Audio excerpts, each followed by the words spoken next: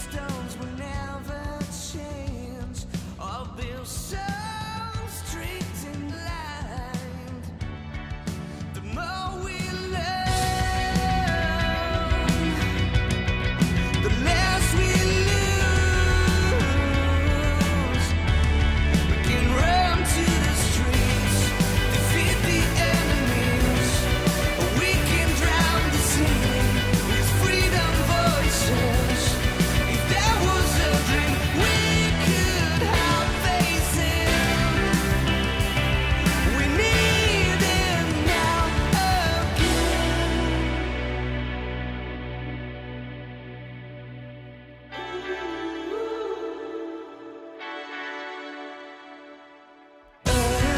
earthquake, my heart skipped a beat. Why they still bury their guilt and never feel sated? Walking off the things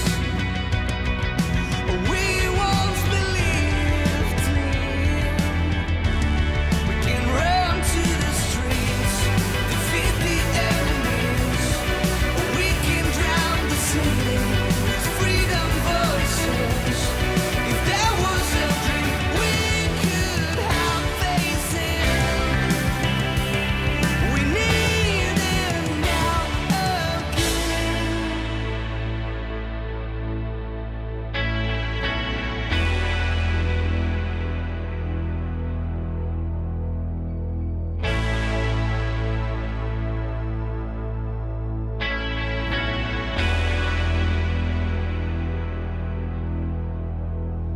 the more we shut down, more we rise.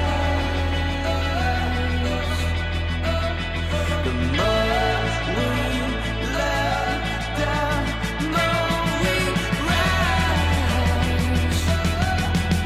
We can run to the streets, defeat the enemies, or we can drown the city with freedom voices. If there was a dream we could have facing, we need them now again.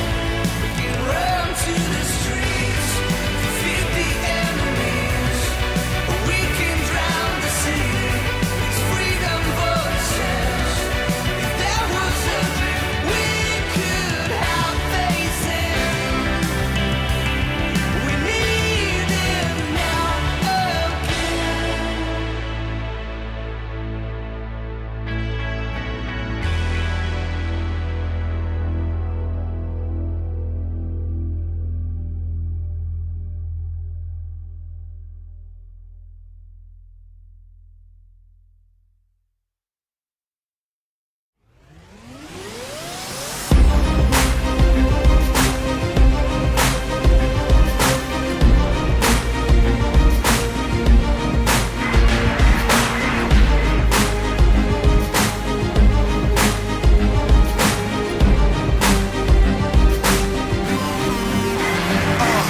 This is your moment, you gotta own it. You gotta fight for your right to belong here. Now I'm awoken, just this morning, a side of me open that I never noticed. We are the future, ride for the culture. Put my dirty clothes on the lines of a notebook. Never hide from exposure, show you nobody is unbroken.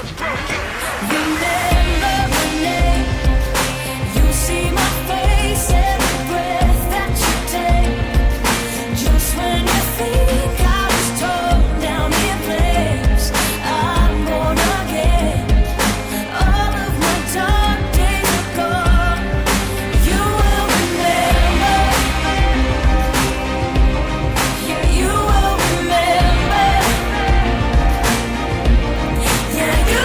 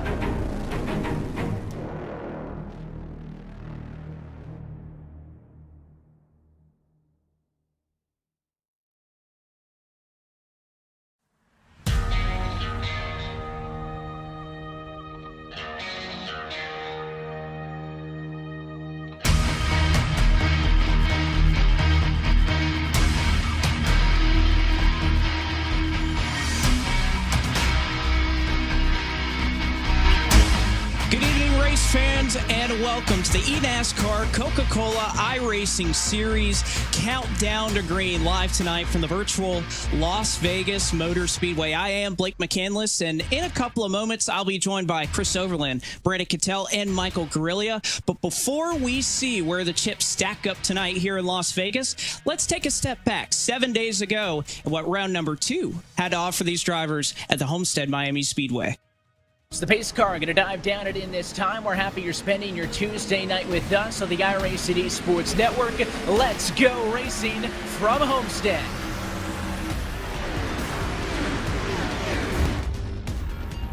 Blade went, and he may have had a mechanical failure on this one, Evan, and a tough way to leave this race early, and there it is right there, a little bit of smoke trailing. That's the pass for position right there. DeYoung, who pitted earlier, his teammate to the outside. Looks like that later decision better. Leahy's been on rail. He has been oh so close, and could this strong start to 2021 be a sign of things to come? Final time at turn 4. Keegan Leahy, your 2021 winner at Homestead.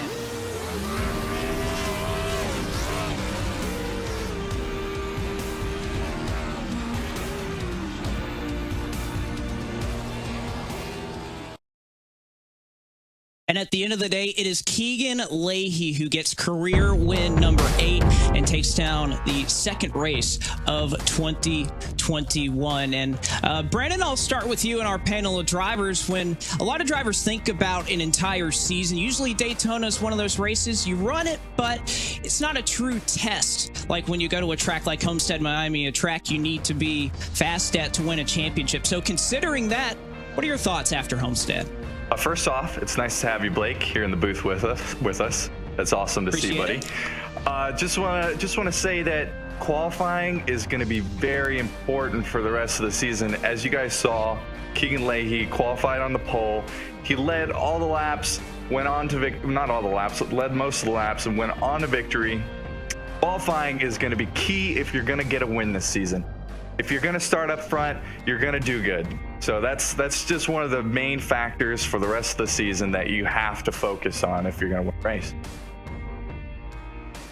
It's going to be very important on qualifying. And so, Chris, I'll kind of pitch it to you next. I know your point has a little bit to do with how well you qualify also. Yeah, I'm going to go ahead and piggyback off what Brandon's saying over here. He and I seem to be on the same page as of recently, which is strange. That's weird. But yeah, it is. Track position is definitely key. Michael Conti won Daytona. He's a threat for the championship, and yet he started 29th at Homestead, and we didn't talk about him practically all race.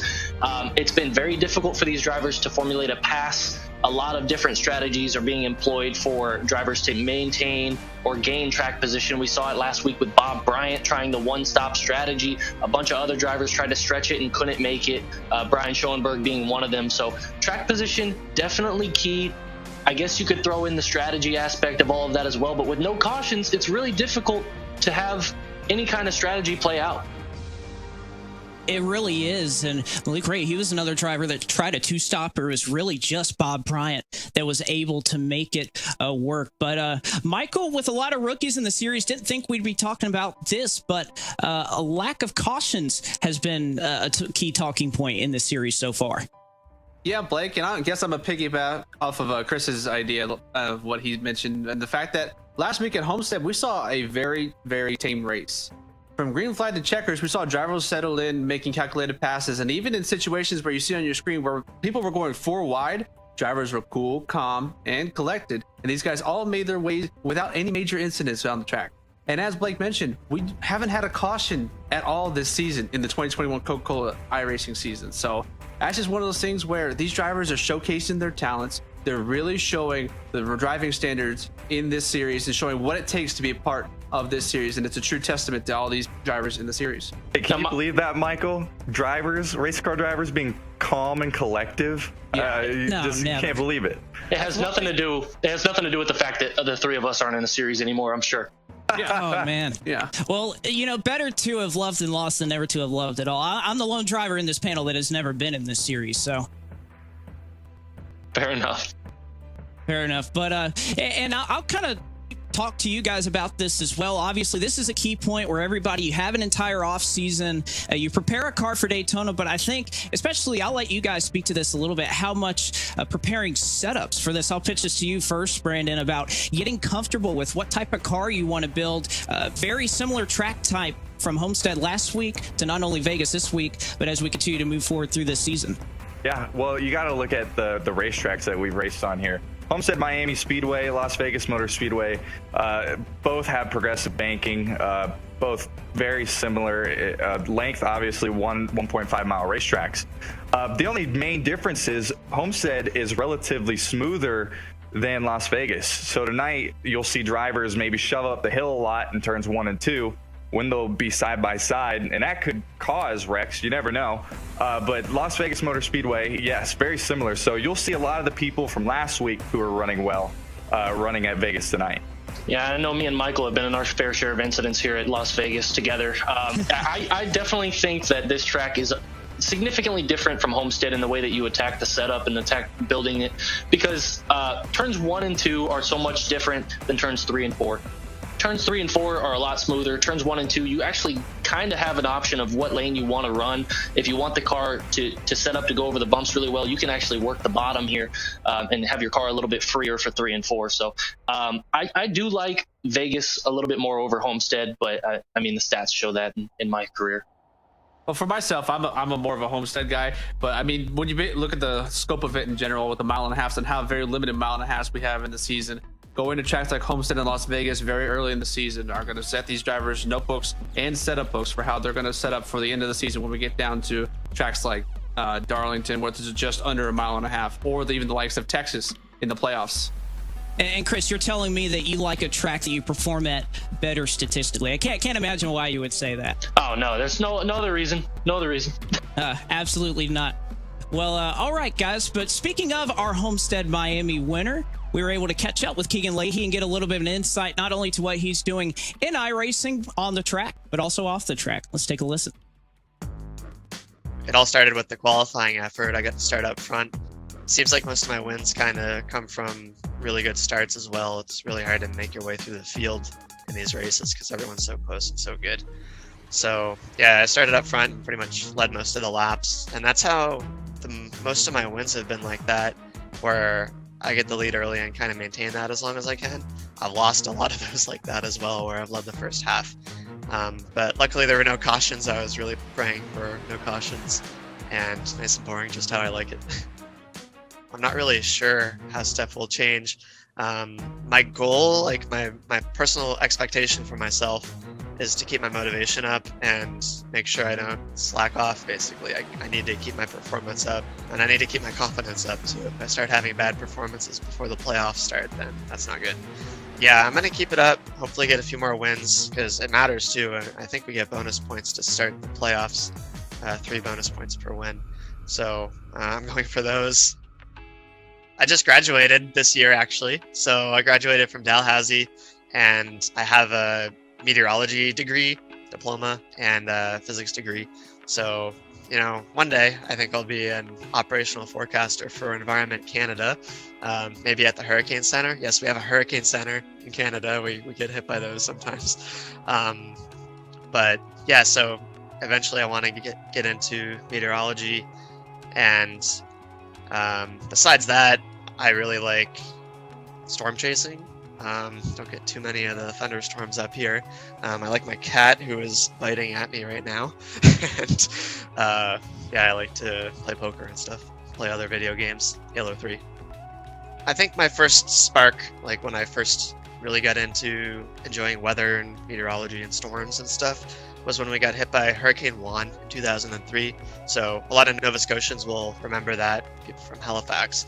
Category 2 hurricane, and it was the worst in 100 years or so. And just stepping outside, I was about 10 years old at the time, but stepping outside and looking at the forest and all the trees are gone, it's like, what happened? How does that happen? This is amazing. Like, how does something that's been in my backyard all my life all of a sudden be gone just from force of nature? So it's kind of like a source of wonder for me. And as I've grown older and as I've studied it, learning to understand these things is really cool. And even like hands-on application of looking at radar, looking at computer models, and actually predicting these things. It's really nice and fun. And it's cool being able to understand something that's so amazing.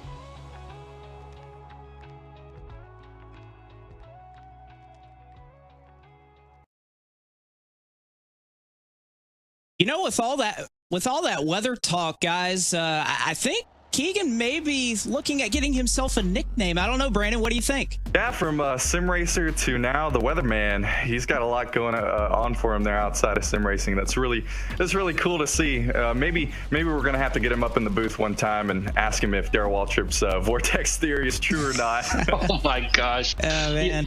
You know, I like the nickname Weatherman, but there's actually something that sticks a little better for me. If you're gonna win this championship, you have to weather the storm that is Keegan Leahy. Oh man. I think Keegan Leahy, the storm, is a good one. I like it. And by the way, we talked to him a little bit about that. What would he think about being the iRacing weatherman or the Storm of Leahy, whatever your choice is? Yeah, I want you guys to turn the weather off. That's what I've been advocating for. I don't want that random weather. Yep, nice and controlled, just how I like it. Keep it static. Oh my gosh, I give this man the nickname The Storm and he wants to turn the weather off. It's a simulation, Keegan. Come on, we gotta have the dynamic weather. The clouds are rolling in. You gotta adapt or die, buddy. Adapted. That's anything any racer needs. I think, can we all kind of agree on that, Brandon, Michael, that if you're going to be a weather master, you got to learn to kind of roll with the punches? They work together. Yes. Yeah. But Keegan's going to have no problem with adapting to the weather conditions. I think that he's one of the better guys at getting the most out of a car. So I definitely think that if things were just static and he could run as many laps as he could, he'd probably lap the field in every race. So I don't blame him. That's for sure. I don't blame him either. And again, I'm like you guys. I'm sure he would prefer one thing, but I don't think adapting is any issue that Keegan Leahy has whenever he's out on the racetrack in the eNASCAR Coca-Cola iRacing series. But moving forward in our Countdown to Green segment, we got a brand new game for you guys and our panel of drivers. It's called Roll 'em or Fold 'em. We're going to ask our drivers a couple of questions. They can either roll the dice and say yes, or they can obviously fold their cards if they didn't feel they got a good pair. So I will start with you, Michael. Will we see our first caution of 2021 tonight? Well, Blake, for this question, I'm going to have to roll the dice, and here's why. I may have mentioned earlier in the pre-race show that we've gone caution-free so far over the course of Daytona and Homestead, but I can almost guarantee a caution will come into play tonight. As someone who was involved in the second caution of the year last year at 2020 back at Auto Club Speedway. Oh, wow.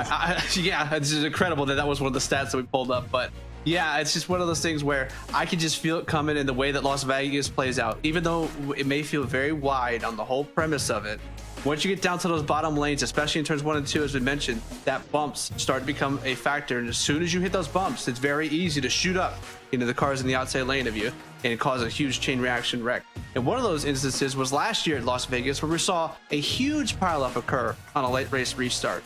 And in that late race restart, that also saw us, myself, Brandon, and Chris, all getting top 50 finishes from that finish. So, I see one more caution happening today, at least. Hey, who led a lot of that race? Cattell, stop it. I mentioned I led 15 laps. I think you led a few trying to stay out, yeah? Oh, I think I led a lot of it just being good that night, but... Well, all right. Chris, next question is to you. Will we see a repeat winner in 2021? I feel like this is pretty straightforward. Yeah. Well, you know, I'm a gambling man and I'm folding them. We're not seeing a repeat winner tonight. It's not happening.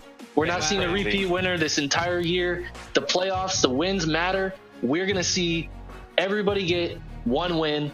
Not going to have any doubles tonight. Not going to have any doubles the rest of the year. I'm folding.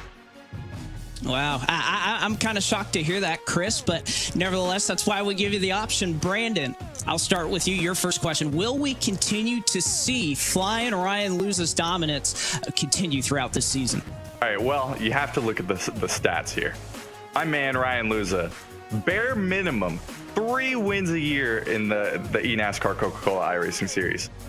I only have one win to my name in the series. The man can get it done. I'm gonna roll it, and definitely he's gonna get it done. Maybe not tonight, but he's gonna win multiple races this year. It's a no-brainer. I don't think you can bet against a former series champion like that, but we'll go ahead and circle it around back to Mike. Will we have a first-time winner? It seems like 2021 is the year of first-time winners in NASCAR. Will we see it convert over to eNASCAR as well? Well, it looks like I'm going to be a gambling man tonight because I'm going to roll those dice one more time and say, yes, we will have a first-time winner this year. Looking into the roster of drivers we have 11 new rookies that advanced from the eNASCAR Road to Pro Contender Series, and there are likes of a few veterans such as Blake Reynolds, who are still going for their first win of in their careers. So, with that being over a quarter of the field, I say my odds are looking pretty good for someone to get their first career win. I definitely see one of those drivers taking home their first win in 2021. Mike's getting the good hands, man. He's got all the easy questions. What can I say, man? There's no way I can fold. I gotta roll the dice, man. I know. Yes. Well, again, you got to roll them and then see what ends up on the other side of that roll. But Chris, back to you. Will we see 10 different winners? And of course, this is an interesting question considering playoff eligibility is on the line here. Will we see 10 different winners this year? This one I feel good about. I'm rolling the dice on this one. This is really, really exciting. Not only do I think there's going to be 10 different winners this year, I think there's going to be more than 10 different winners. And with the playoff format that we have, somebody is going home without a playoff berth with a win. I think we have at least 11, and I think that it's going to come down to points. Man, this year is just so stacked. The talent is so high. Everybody's really close together in speed in terms of the teams who are working together. And honestly, I don't think I can pick a favorite for this championship. I don't think we can pick a favorite team or a favorite driver at this point. Honestly, it's wide open for anybody. I say we get 11 different winners this year, at least, and then one driver goes home. You know what? Last question is gonna come to you here, Brandon. It's gonna make our folks at Richmond Raceway Esports very interesting. They say Virginia is the state for lovers. We got a 4 and a 6 of hearts. Do we see Jimmy Mullis go back to back here in the desert? I'm going to have to fold on Jimmy here. Not just because Jimmy stole the win for me last year. Oh, come on. I think we're going to see someone that we've seen before get into victory lane tonight. And I think we're going to see that right after our next segment. We're going to go right to the picks after that, and we'll figure out who's going to win. All right, so Jimmy Mullis, according to Brady Cattell, not going to repeat here tonight at the Las Vegas Motor Speedway. And again, that just begs the question. It's really interesting to think about who may win. And obviously some drivers that have had some struggles. Are they going to be able to turn it around right now at the Las Vegas Motor Speedway? But Michael, it's time to go ahead and look at the Las Vegas Motor Speedway with our track packs. Well, guys, the drivers of the eNASCAR Coca-Cola Series will be tackling none other than Las Vegas Motor Speedway tonight. Here in Las Vegas, Nevada, this 1.5 mile speedway was opened back in 1996 and is found almost 2,000 feet above sea level. Just like Homestead last week that we saw, this track was created as a flat track originally and was reprofiled to its current configuration in 2006. Now, a feature of that reconfiguration that we're going to document is the fact that we have progressive banking for 2 weeks in a row. The progressive banking ranges from 12 degrees in the very bottom lane in the corners to the top of the wall with 20 degrees. Expect the progressive banking to be especially a factor tonight at Las Vegas, as the drivers will move towards the middle of the track or even higher, looking for passing opportunities and ways to block the air on other drivers' cars.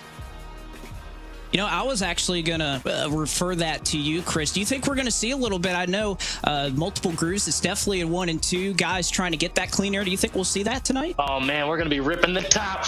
We're going to be rim riding. We're going to be bottom feeding. There's going to be 3 wide, 4 wide. I don't know. Maybe. Good thing I don't have to roll them. Last week.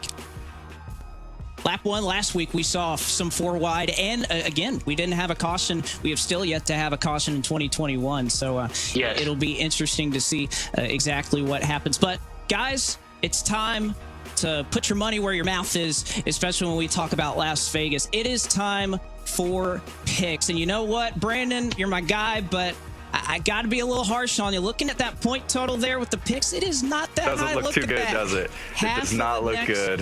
Yeah, half of what Chris has got right there. So we feel bad for you, but we'll give you the first pick tonight as retribution, hopefully. Who do you got taking the checkered flag here in Vegas I tonight? know we were talking about the weatherman earlier, but tonight I think the mailman gets it done tonight. I think Ray Alfala goes back to victory lane in his 190th start, and he gets his 26th career victory in the series. I think my man Ray Alfala gets the winning.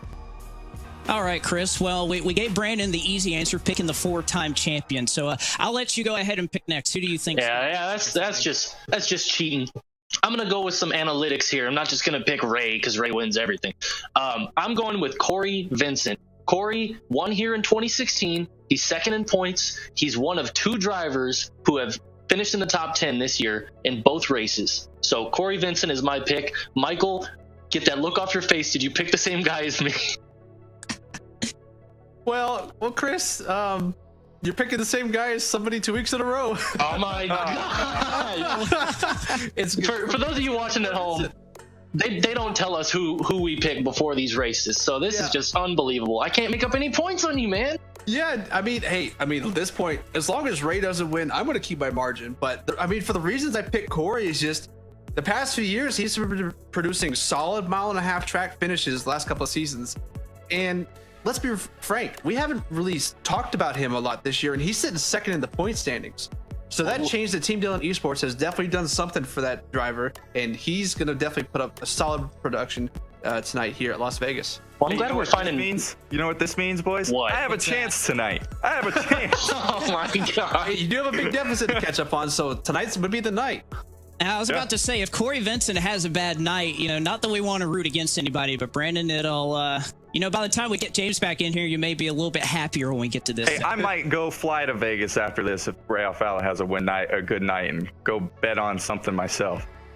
Oh boy, you never know. But all right, that is the picks portion of our segment. And guys, we appreciate them obviously with our countdown to green, stepping in and doing a fantastic job as always. But before we go out to the track, let's actually catch up with Tim Terry and James Pike before we get things rolling off here. Guys, how's it going up there in the booth?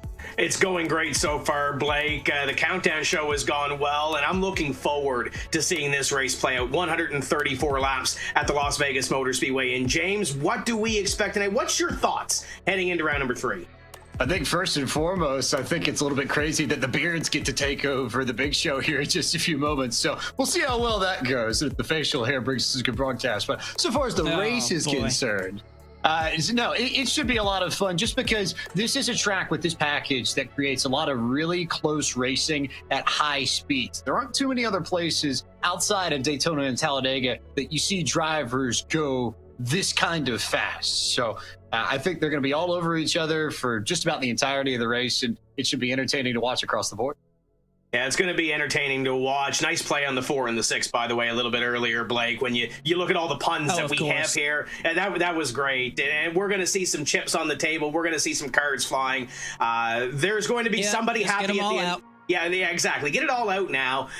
There's going to be somebody at the end of the night happy, and they're going to put that bet out. There's going to be 39 others that aren't necessarily going to be happy when they leave, but we'll see what transpires here in just a few moments' time when we go racing.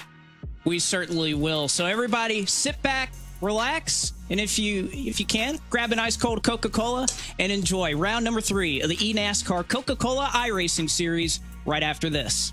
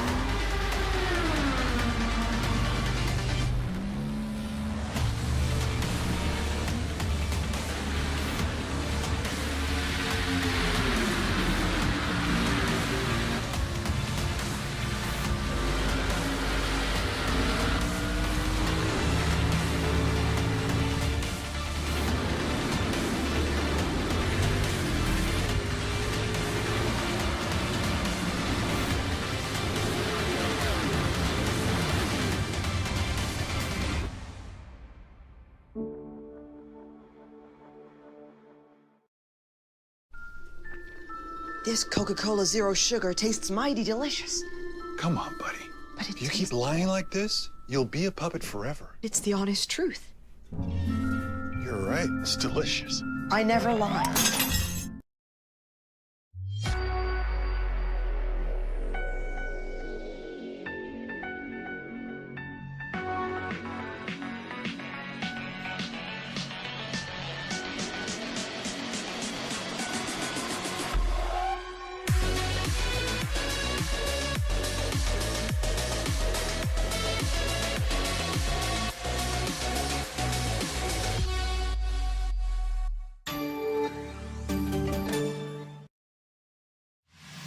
I am chaos, in a good way.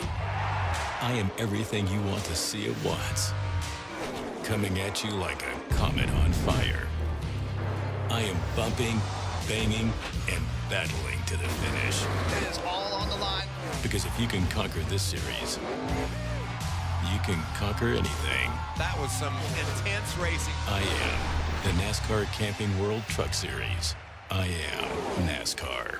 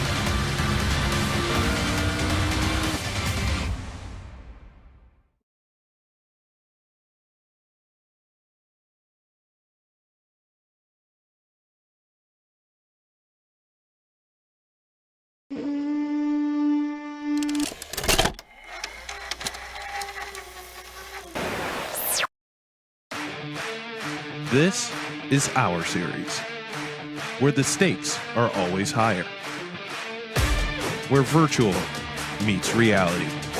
This is the eNASCAR Coca-Cola iRacing Series. Yeah, look at my shine with the glow. This is my time with it though. This is my time to be way at the top. Me and my guys gon' pay out the block. I don't look like Paul. Time's right, and I know they see us walking in the limelight. Promise you won't wanna watch like a sci-fi. My guys are high rises, high time. My crown if you come to my side. I pledge allegiance for lifetime. My squad connected like Wi-Fi. We grind and you see the highlights. This my life. It ain't a game now. Me and you, we ain't the same now. Lions coming out to play now. Opposition out the way now. Out of the way. You wasn't invited. So you come to play. I dare you to try it. You don't wanna try me. Don't step up to my team. Yeah. Out of the way. Yeah, yeah. Out of the way. Yeah, yeah. Out of the way.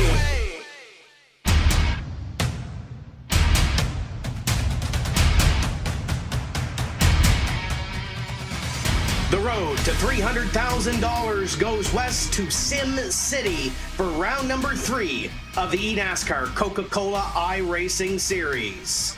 Welcome into the Las Vegas Motor Speedway as we get ready to go for 134 laps this evening. Tim Terry and James Pike along for the ride with you. Evan Pasoko not here this evening. He is in quarantine in Orlando, Florida. He does not have COVID-19, but for precautions, he is in quarantine, and we want to wish him all the best. I know he's watching, and we will keep the seats warm, James, for round number 4 when he comes back for Atlanta. But I'm excited for this one. We got all the puns out of the way a little bit earlier on, but put all these cards on the table. We're getting ready to go racing for round number 3.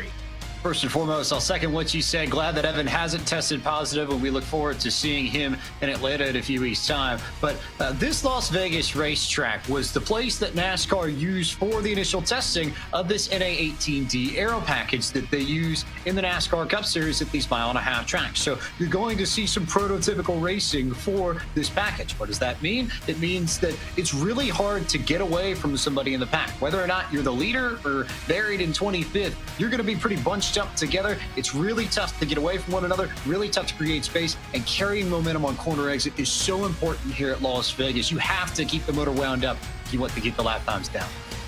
Daytona and Homestead have been phenomenal races so far. 2 races so far. We've had 2 different winners. We haven't seen one thing, though, James, and that's a caution flag. Do the boys keep it up tonight? There's certainly the talent in the field to keep this race green for 130 plus laps. But if we do get a yellow flag, remember what happened here in September? We got a yellow in the middle of the race. Jimmy Mullis was able to pivot his race strategy on that yellow. Eventually, he got to victory lane. So it could shake things up. Well, it's about time we get this party started. Let's go down trackside to our Grand Marshal, curb record recording artist, Tim Duggar. All right, y'all, the best iRacers in the world, Las Vegas Motor Speedway. Drivers, start your engines!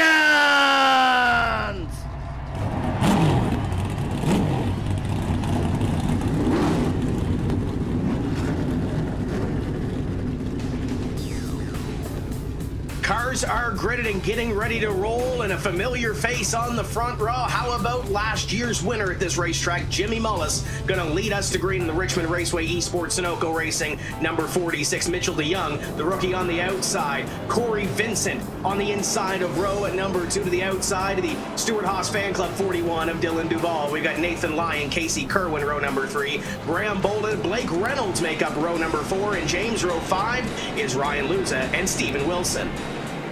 4-time Ray Alfala leads the group starting from 11th on. Keegan Leahy won last week at Homestead, right there alongside him. Alan Bose and teammate to the pole sitter Zach Novak starting in row 7. Row 8 belongs to Taylor Hurst and Chris Shearburn, coming off a good run at Homestead last week. Row 9 to Femi Olat and Bobby Zielinski, championship 4 contender from a year ago. Kane Cook and Logan Clampett complete the top 20. Yeah, row number 11, going to see the 9 of Michael Guest. He's had a great run so far this season. Brad Davies to his outside. Row number 12, the 55, Vizante Salas and Bob Bryant in the number 77. Isaac gone on the next row, and you got the 24 on the inside as well for Mode Motorsports. That is Jake Nichols. You're going to see the rest of your starting grid roll down on the bottom, James, but you've caught up with that familiar face that is going to lead this field to green and won here at Las Vegas 1 year ago, the 46 of Jimmy Mullis. Let's chat with Jimmy Mullis in the number 46 Sunoco Toyota Camry for Richmond Raceway Esports. Jimmy, you went to victory lane here a year ago. It's going to be time to back it up, perhaps, maybe. It could be a fun one. Different weather conditions, though, compared to what we saw in September. So does that change the way you approach this racetrack? Yeah, for sure. The track's obviously a lot hotter than it was, like you said, back in September. And but I think we've got a car that's capable of staying up here and, hopefully trying to lead all night if we can. But yeah, like I said, I'm confident in our pace. Obviously, it's going to be a little different in terms of the way that we attack this thing. But overall, I think we've got a car pretty close to what we had last year. So hopefully we have the same result. Jimmy, thanks a bunch. We look forward to seeing what he can do in this race. Tim Terry starting from the pole, looking to go 2 in a row here in Vegas. Thanks, guys. Yeah, he's going to be one to watch here as we go. And how about Mitchell DeYoung on that outside row? He has been really solid when it's come to qualifying, and we'll see what he can do over this one. Hasn't got that win yet, but James, this is only his 3rd start in the series. He's been really, really strong, though. He was a spotter for Keegan Leahy a year ago. Now his teammate at 2311. And oh, by the way, coming into this race, it's 2311 that leads the team standing. So I have a feeling those Camrys should be strong tonight as well. We're going to ride on board with a lot of these drivers here this evening and get you inside the cockpits. As there we go, as you see all those drivers getting ready to go. Some of them are relaxed. Some of them have that smile on their face. But James, we'll see what happens over 134 laps. What else do we expect here in Vegas?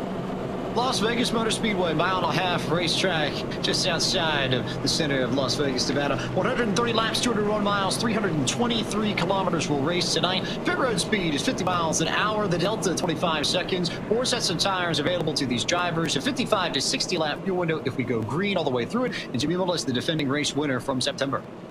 We welcome in our 3rd part of this broadcast crew, Justin Prince. JP, I have a feeling you're going to be busy down on pit road tonight. What do you got? Well, one of the drivers to keep an eye on is Keegan Leahy for tonight. Even though he came with a victory last week, he feels they were still missing speed in a few areas. In particular, he said long run pace was the only thing he felt like at one point during the week. They've been working hard on those points. You should expect them to be stronger for tonight's race. Thank you, JP, as the field will get ready to take the green flag here momentarily and send us off for 134 laps around this racetrack. And we've got the lights still on atop that pace car, looking back at a beautiful field, getting ready to see the green flag on round number 3. We've seen 2 phenomenal rounds so far, James. Round number 3 in Vegas, I think, is going to provide much of the same. You mentioned that close racing, close quarters. These drivers have been racing like that all season long. They know each other now. We're going to put all the cards on the table next time by. 134 laps of some of the tightest racing you're going to see on a mile and a half. You'll see 2 wide, you'll see 3 wide, but you'll also see these drivers watch exits of 2 and 4 in particular here. As the runs progress, these cars tend to tighten up just a little bit, and you can see some drivers overdrive corner exit and stuff it in the fence, either in turn 2 or turn 4. So everybody in the field going to have to be careful as we get through, maybe 20, 30 laps of a green flag run, because the track will change a little bit. Got to feel your car out a little bit, feel the competition around you. We're going to have some comers and goers as well. We saw on that grid that there's some drivers that have to do some work, including Malik Ray in the Space Station Gaming entry. He's got some traffic ahead of him, James, as we get ready to go green. He's got traffic, but I think he should have some experience. He put in over 600 laps of practice within the past week in order to prepare for this race. So it's not like he doesn't have the track time here in Vegas. He just needs to gain the track position as this race progresses. Glad you could be with us for round number 3 of the eNASCAR Coca-Cola iRacing Series from the Las Vegas Motor Speedway. It's Jimmy Mullis in the Richmond Raceway Esports number 46 and Mitchell DeYoung in the 2311 Racing 23 to the outside. Pace car is off. Green flag in the hand of Barney, and we are underway for round number 3 in the eNASCAR Coca-Cola iRacing Series.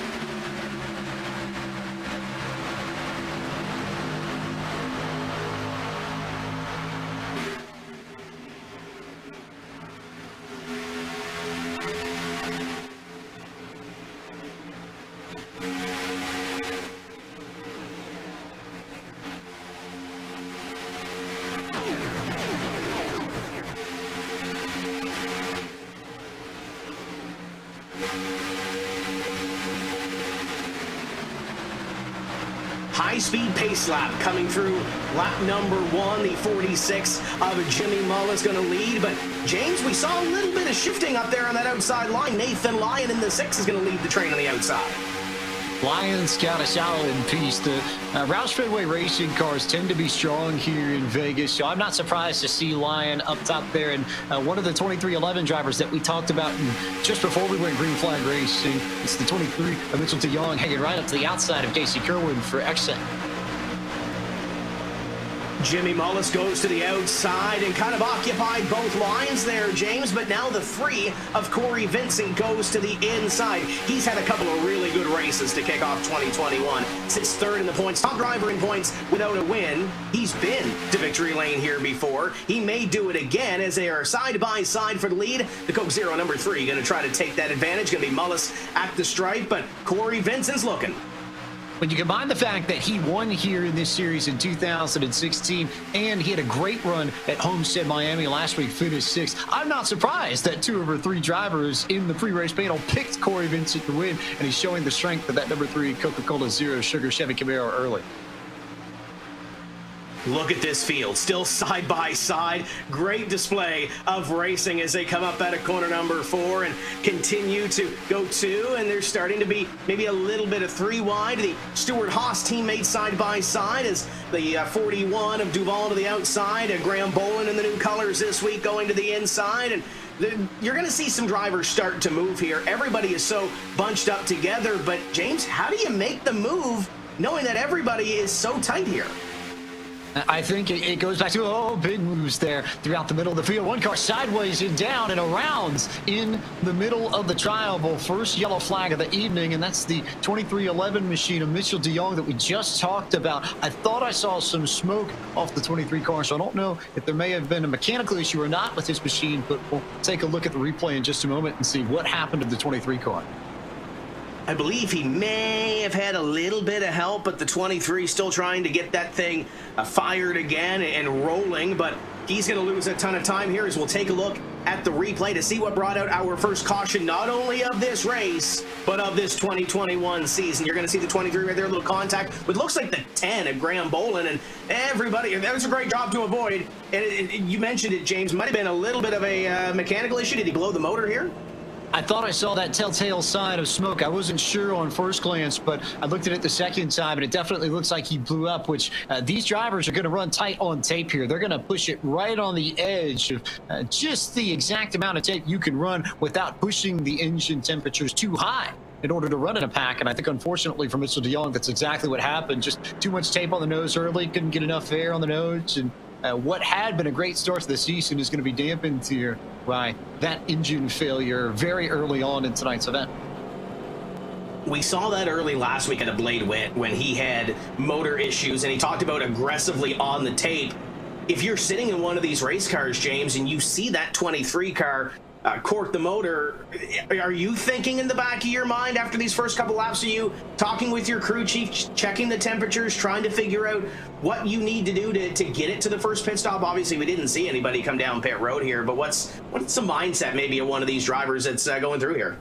I think it depends on where you are in the field, because if you're up front, you're going to get a little bit more air on your nose by default. So you have liberty to run a little bit more tape. But if you're buried back in the pack, especially right around 20th or so on back, which looks like a lot of those drivers came down pit road under this yellow flag, you have to pull a little bit of tape off in order to make sure that you get enough air to the motor. But at the same time, that decreases the amount of downforce that you get from the front end of your nose, and it tightens up the car a little bit, especially when you're in traffic. So it's a balance that you have to play, I think, depending on where you are in the field and what kind of track position you have.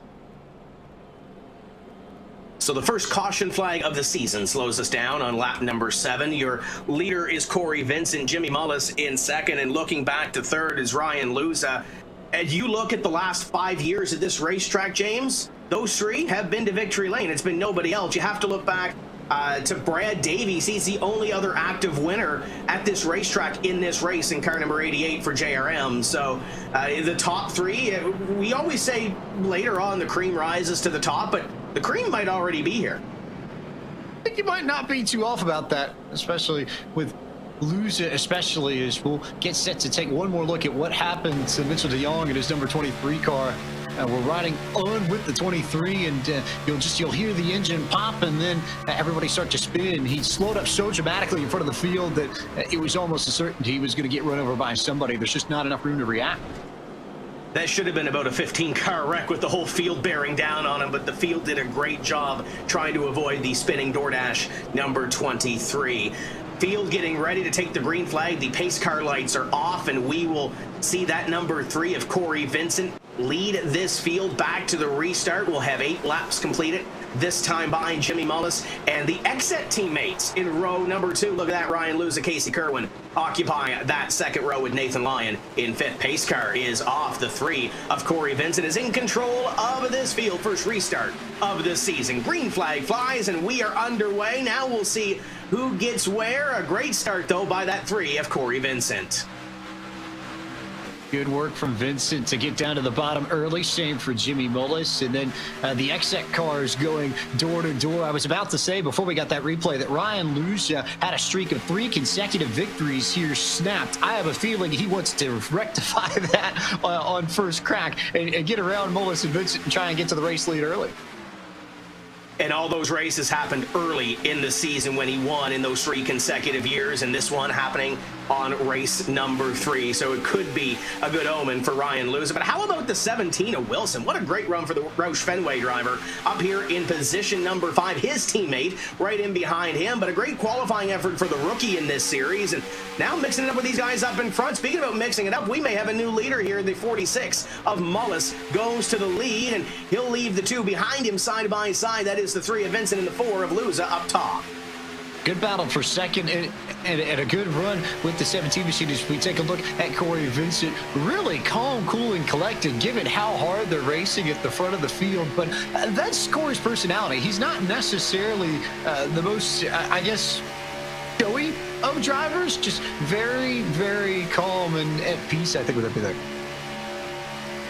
And we have a yellow flag on the speedway on lap number 11, so we'll slow the field down, and he'll be able to catch a breath and maybe take a refreshing drink of Coke Zero that he had off to the side there. But for the second time this evening, we slow the field down, and we'll put the field under the caution flag. And 2 races without a yellow flag period, and looks like, James, we've got 2 right off the hop here, so somebody rolled the dice and may have rolled snake eyes early tonight.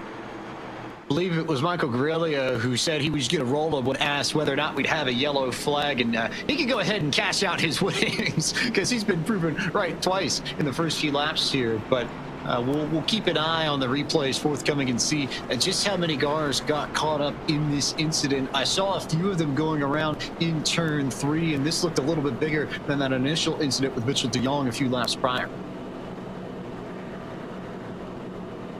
Looks like a couple of those drivers, are they trying to fake down pit road one more time, or are we going to see drivers down? It looks like we have a couple committing down to pit road, including the 46 of Mullis. There's Brad Davies in behind. The 3 of Vincent is there, and we've got a few drivers coming down on the pit road. Does this surprise you early, James? Pit strategy finally in play. I like it, to be fair. It's going to shake up the front group because you're going to have to watch this pack that's come down pit road and see how they perform in comparison to the folks who stayed out. Here's the replay of what happened coming out of turn 2. It was Blade Witt and that 14 for Clipboard Racing making contact with one of the Stuart Haas esports machines, and I think that was Graham Bolin that went sideways there. And then you see Michael Conti involved in there. Jake Matheson in the 52 also caught up in that. A lot of big names at the back of the field who had good finishes in the first 2 races caught up in that wreck. Bob Bryan in the middle of that, new colors on that Kligerman sport car this week. And Blade Witt, last 2 races, hasn't had any luck. He's out or behind the 8 ball early in those 2 races, including this one here at the Las Vegas Motor Speedway. But plenty of time if they can get that car repaired down on pit road to get it back out on the racetrack and salvage what he can. It's real early to talk points, James. It's way early to talk points, but especially if you have 2 subpar races back to back, you almost have to have it at the back of your mind. Hey, I got to start racking up some points here.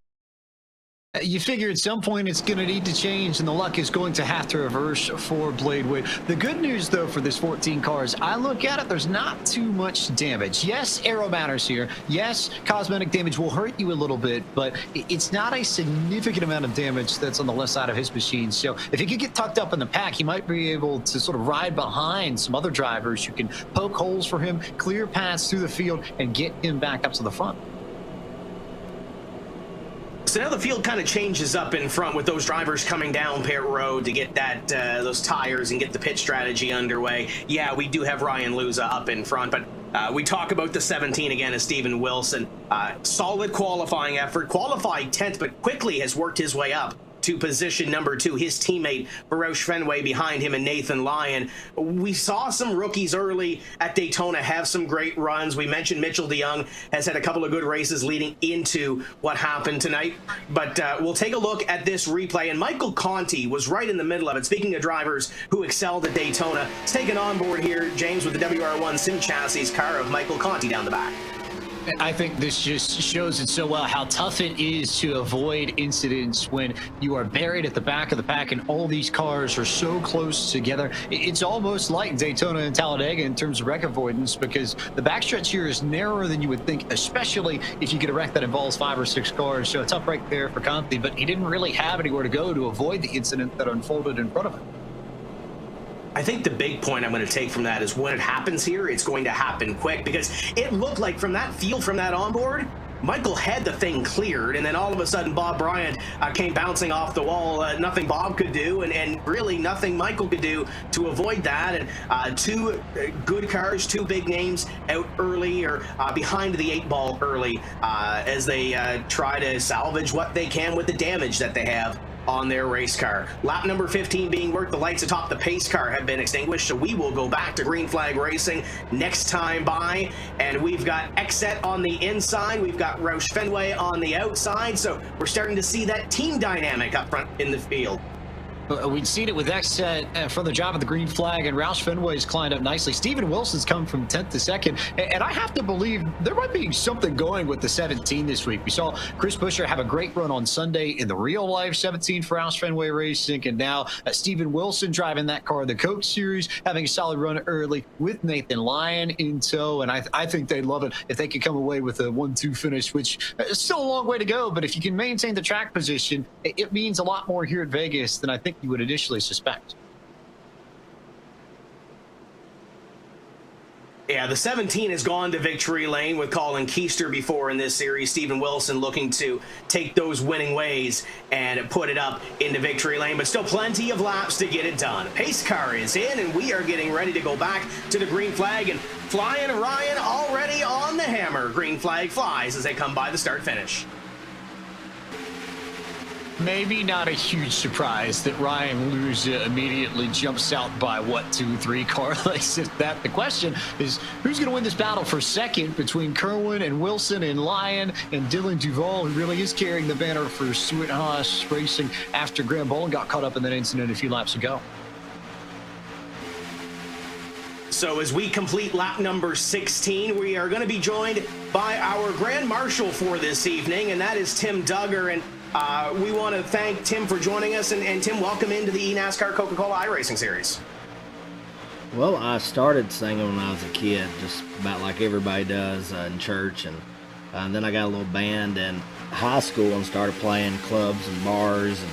And but over the last year, it's been really kind of difficult. But luckily, I had the EP came out last March, which was a weird time for it to come out during a pandemic, but it kind of helped me get through the year. You know, I'm so used to being on the go and playing shows, and it kept me pretty much sane and had something to look forward to. At least I had, music out there people could listen to. But ready for it to be over and ready to get back to normal and back playing. But at least I've been able to get a little bit better iRacing being at home the last year. We get a caution flag on the speedway, but Tim, let's talk about this series, this eNASCAR Coca-Cola iRacing Series. You mentioned doing some racing on iRacing. Is there anybody in this series that you're going to root for here this evening? Ooh, that's tough. I'm a big, since I got my race car sitting over my shoulder here, so I loved Chad Wheeler's, sponsorship on Dell's team winning the other week. I always pull for my buddies, so as long as it's one of them, their teams, whether it's Steve Letard or Austin Dillon, any of those guys, just a good race. It's fun to watch. I just here, last year got into really watching it, and because when you don't really do it, you don't understand how hard it is. You know what I mean? Like if you just throw it up and show it to somebody, hey, these guys are iRacing. But it is tough. Especially those cup cars, and those guys are awesome at what they do, and they're the best. I can barely make a lap. It's 4 wide like they were at Daytona at places, and 3 wide the whole time, 100 laps. So they are very. They deserve the respect they're getting, and the promotion and everybody getting behind them, because they're really good, and it takes a lot of time. I've been trying to get good, and I'm not even past bad yet. And they've been up on the wheel and putting on a good show. Tim, we thank you for joining us here this evening. Yeah, thank you. It's fun to have, and I appreciate y'all having me on here. That's Tim Duggar, our Grand Marshal this evening, James Kerb Records recording artist, and doing a great job. And we're used to seeing him on some of the hosted races here on iRacing, and you get to see him on the session, but here we go. Here's the issue that brought out our caution, and Jimmy Mullis is in the middle of it. The big story here, I think the pole sitter right at the center of this contact with Brad Davies in the middle of 1 and 2, and Mullis tried to catch it after he got sideways, but bounced off of the fence, and there's pretty significant damage to both the left and the right-hand side of the number 46 Sunoco Toyota Camry. I suspect that his bid to go back-to-back is probably up and gone at this point, and now the rest of this night for him is just about recovering and having a solid finish. Don't get behind early, and Jimmy Mullis had that track position, and now he's behind trying to play some catch-up. Ashton Crowder, we ride on board with the Elliott Sadler Esports car. James through this, and this is a little bit of a mess for the one, but I think he gets through here. It's a good run for Crowder to sneak through that the way he did, but it also begs the question whether or not it's worth it to pit for tires early on, because we saw that with Jimmy Mullis. He came down early to get tires around lap 12 or so, and he lost that track position and eventually was right back in the thick of the field when that wreck occurred. It stands to reason that if he had stayed out, he probably wouldn't have been caught up in that. So I wonder if the other teams are going to look at his case and apply it to their own cases later on in this race. Maybe we'll see some more people stay out as a result. A driver that had a tough run this evening, James, is Mitchell DeYoung. I believe you've caught up with him. Mitchell DeYoung, driver for 2311, here with us, and probably talking to us a little bit earlier than he would like. But Mitchell, what happened in 3 and 4 early on in this race for you? Yeah, I'll be honest, just a really unfortunate event, really. I had kind of taped up to be running up front there, but just kind of the way the things kind of played out, I got shuffled back a little bit, and I ended up being kind of tucked up quite tightly behind Nathan Lyon, I believe, for a few laps, and you know, I was monitoring my temps, but I happened to just not look at them for just a single lap. And by the time I checked, it was already into 3. Saw that they were like way up higher than they really should be for safety. And obviously we blew up there in 4. So I tried to back off immediately, but it was too late. So, you know, it's really unfortunate. I'm super disappointed right now. I think we had a really fast race car. Obviously, you know, not even for Keegan being able to carry at least our team. It seems he's gotten caught up in one of the wrecks as well. So, so far it's not too good of a day for, you know, our 2311 team. But yeah, this is going to be, I think, one to move on from. I think we learned a lot, at least in testing. But yeah, we're going to want to improve after this one for sure. We'll let you guys try and sort out the rest of this evening and prepare for Atlanta. Keegan, thanks for Mitchell, thanks for the time. As Mitchell DeYoung, Tim Terry, and yeah, a tough night here. It doesn't take away from 2311's outstanding performances in the first 2 races, but they'll definitely have to regroup. Already a tough night for them early in the going at Las Vegas, and they'll already be looking forward to Atlanta in 2 weeks' time. The great thing about Las Vegas is there's places to go to, you know, put everything in behind you. But I know Mitchell DeYoung was looking forward to a good run here this evening, but going to move on to Atlanta 2 weeks' time. Here for the eNASCAR Coca-Cola iRacing Series. Now we'll see if the number 4 of Ryan Luza can continue his run. He's got 3 wins here. He wants a 4th. He leads all active drivers at this racetrack with victories. Can he get a 4th to match his car number? Pace car is in. We'll see what he can do on this run. 22 complete from Las Vegas.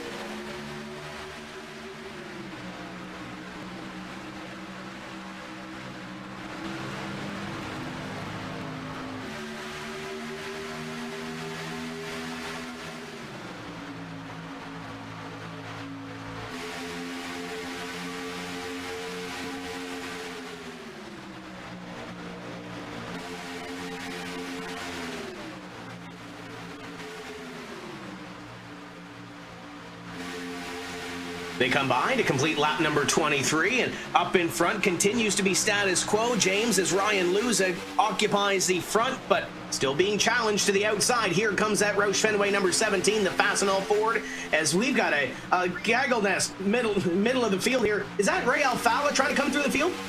Ray Alfala, Bobby Zelensky, Corey Vincent, a lot of these drivers who came down and pitted trying to gain the track position once again with the fresh rubber, which can make a difference. I think they need some time and they need some luck to make sure they don't get caught up in an incident like Jimmy Mullis did. Derek Justice in this battle in the 37. He's had a couple of subpar races to kick off his season. He's trying to make it a little bit better. Malik Ray, we rode with him a little bit earlier on to the outside. There's the 15 of Kane Cook. Bobby Zielinski in this mess. There's a lot of drivers that are trying to go forward, but they all have the same game plan right now. This is one of those cases where you have to go where the other drivers are not, whether or not that's the bottom or the top. The biggest thing you need to do is carry momentum on corner exit, whether or not that's down on the inside or running right up against the fence in order to get alongside somebody. If you've got the fresh tires, that's the fastest way back to the front of the field. You saw Garrett Maines and Nathan Lyon kind of drift up the racetrack the last time in turn number 3. Everybody with some heads-up driving to keep racing and get it back to what is 2x2. And a couple of drivers trying to make it 3 back there. But, JP, what's going on early here? We've seen some temps. What's talked on pit road? Well, some tempers flaring when it comes to Jimmy Mullis. Unfortunately, right now running 37th position, was going to attempt a one-stop. Take a listen. Why is it always Brad? Why did he do that? That's just, dude, like, I'm just trying to single out and chill because we weren't going anywhere and he just turned hard left into me. Like, yeah, I didn't go to the bottom, but like, I wasn't committing to the bottom. You were about to be 3 in another 0.2 of a second anyway. Yeah. With the yellow car. That's why I was like 88 above you, about to be 3, and then he just turned left. Now, some drivers had talked about wanting to take the pit stop to be able to make it on a one-stop on the gas, while others had said they want to avoid it for track position. And we're seeing the results of that situation now. Thank you, JP, as we continue to run under the green flag. And James, I don't know if you caught that move that Garrett Maines just made up the racetrack. He's been making some evasive moves here, and it's been working. He goes to the inside of Lyon, and in behind, Ray Alfala's coming to the front. That Maines is leading Ray Alfala isn't necessarily a shocker to me, given how aggressive both of those drivers can be. We know Maines is, and we know Alfala's got that in his back pocket when he needs it. I think the more important story at the moment, though, with Ray Alfala, he's the first car that came down pit road under that yellow with fresh tires in this field. He's made it all the way back up to the 9th spot, and he's beginning to charge through the top 10, trying to find a way around Malik Ray and that number 11 Ford Mustang for Space Station Gaming to take over the 8th position. And in behind them, the McLaren Shadow cars, they need a good run. Blake Reynolds and Alan Bowes are trying to bring those drivers towards the front of the field and doing a good job so far here early.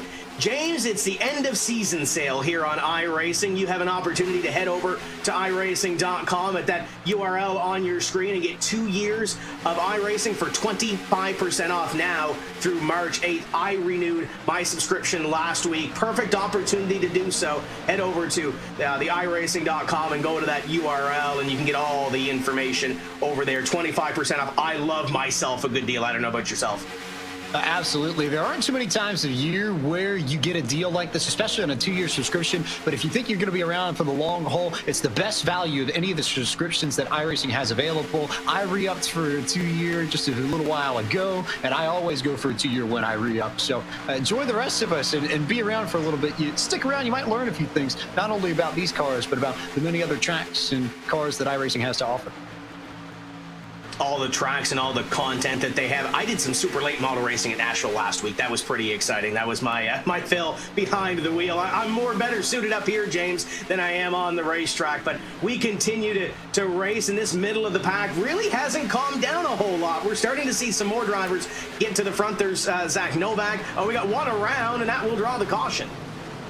Trouble in the middle of the tri-oval, and it is the 51 machine of Ray Alfala who was trying to charge through the field on the fresh rubber, and it has bitten him the same way it bit Jimmy Mullis just a few laps ago. So now 2 drivers who came down for service under that yellow to try and make it a one-stop race have not had the luck go their way with that strategy. You hate it for Ray Alfala. He comes in 32nd in the point standings, just hasn't had a great start to the year, and it's not looking good here at the Las Vegas Motor Speedway in round number 3. He'll have to get down onto pit road and get some of that damage repaired and maybe salvage what he can, because at this point it may be a point run to try to not only get into the top 20 to win your way in, but you got to be up there and make that cutoff on points. We'll take a look at the replay, and you almost figured that this was going to happen the way they were racing middle of the pack. Here's the replay. Light contact out of turn 4 with the 3 car of Corey Vincent. That's what gets the 51 sideways. It was an impressive job from Alfala to almost save that thing. Normally when you get tapped like that in the rear quarter panel, it's almost impossible to keep that thing in one piece, but Alfala nearly saved it, but eventually goes around, and Zach Nichols for Williams Esports, the 29 machine, gets caught up in that. He got some damage to the left front of his Ford Mustang as well.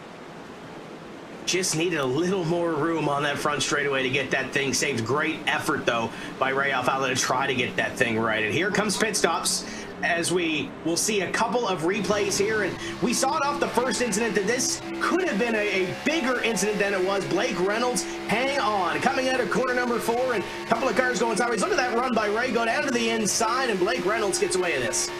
There's a split-second moment when you're in that situation where you have to make a decision whether or not you're going high or going low. And if you get hung up, that's usually when you end up following whatever happens in front of you and spinning out yourself. So credit to Reynolds for making the quick decision to go down low, committing to it, and getting away from the spinning Ray Alfala machine. So on your screen is a 97 of Logan Clamp, and he will stay out, and looks like he's going to take the lead in this one. Novak in behind him, and Michael Guest in the number 9. There's a driver that's had a couple of good races to really kick off this season. The big green egg, number 9 for Jim Beaver Esports, and currently sitting 7th in the point standings. I think one of the most underrated drivers in this series, James, has a lot of speed every time we hit the racetrack. Sometimes doesn't get the finishes to show it, but right now running in position number 3 with everything cycling through with pitch strategy, he's got some track position now. He's got some track position and definitely some skill to go with it. I think you're right that you don't necessarily hear about a Michael Guest the same way you would an Alfala or a Leahy or a Luza or a Zelensky, but that's not to say that the man from Brownsburg, Indiana, driving for Jim Beaver Esports doesn't have speed. He's a great restrictor plate racer, so no surprise that he was able to come away with the runner-up finish at Daytona, and then a respectable 20th place at Homestead last week, and now here in the top 5 at Las Vegas, albeit with a little bit of damage to the right front of his car. But with the way they're racing, I think we've seen only a few of the many twists and turns that we'll encounter tonight in Las Vegas. So I wouldn't rule out a good run for Michael Guest, just off the way the first part of this race is going for him. And in behind him, one of the veterans of this series, driving for Mode Motorsports in the number 75, Matt Busa. He's had a couple of good runs the last couple of years, and trying to get back to that point where he can vie for a championship. He's been there before. He's been fighting for that top spot in this series, and right now as they pace, sitting in position number 4, a new team for him this season with Mode Motorsports and Kyle Long, and putting those colors up fairly well right now in the top 5. Best run of this young season so far for Matt Busa in the number 75 machine, and another one who I think definitely goes in that same camp as Guest, where you don't necessarily hear his name jump off the list immediately, but that's the depth, I think, of this Coke series, that you could go way, way back. You can find so much talent throughout the field. Let's see if we can catch up with Ray Alfala, driver the number 51. Ray, it's been a up and down season, and the car looks a little better than it did last time we looked at it. How much damage is on that race car? Oh, it's a lot. We're destroyed. Just I don't know, got dumped. Corey's usually clean driver, so just a fluke deal there. Yeah, I mean, not much else to say. You know, we're working our way back to the front there, and had a good car, and just got wrecked. We've had 2 races with 0 cautions. We've got a couple of cautions here early. What's the mindset going through? You said that you got dumped. What's the mindset here of these drivers early in this one that's breeding all these yellows? Everybody's just trying to get all they can get early in the run. Yeah, and then, I mean, I think he just misjudged. I think he may have been on fresher tires, so he had a little more grip on corner exit than he anticipated compared to me, and he just hit me. I almost had it, but then I finally hooked him to the wall, so that sucks though. You know, just looking forward to get Rowdy Energy into victory lane, but we'll have to wait another week. Round number 4 comes up at Atlanta quite quick. Go get what you can out of this one. Thanks, guys. That's Ray Alfala, driver, the number 51, and there's a driver that we're used to seeing running up front, and it's been a couple of rough weeks, but as he said, I think he's going to rebound in a couple of weeks' time when we go racing at the Atlanta Motor Speedway for round number 4. Lights are top, the pace car are off, and we are getting ready to go green flag racing. We are going to ride on board with our Coca-Cola on board on this restart, and that will be the number 74 of Taylor Hurst as we get ready to go. That's the 33 of Taylor Hurst as we get ready to go.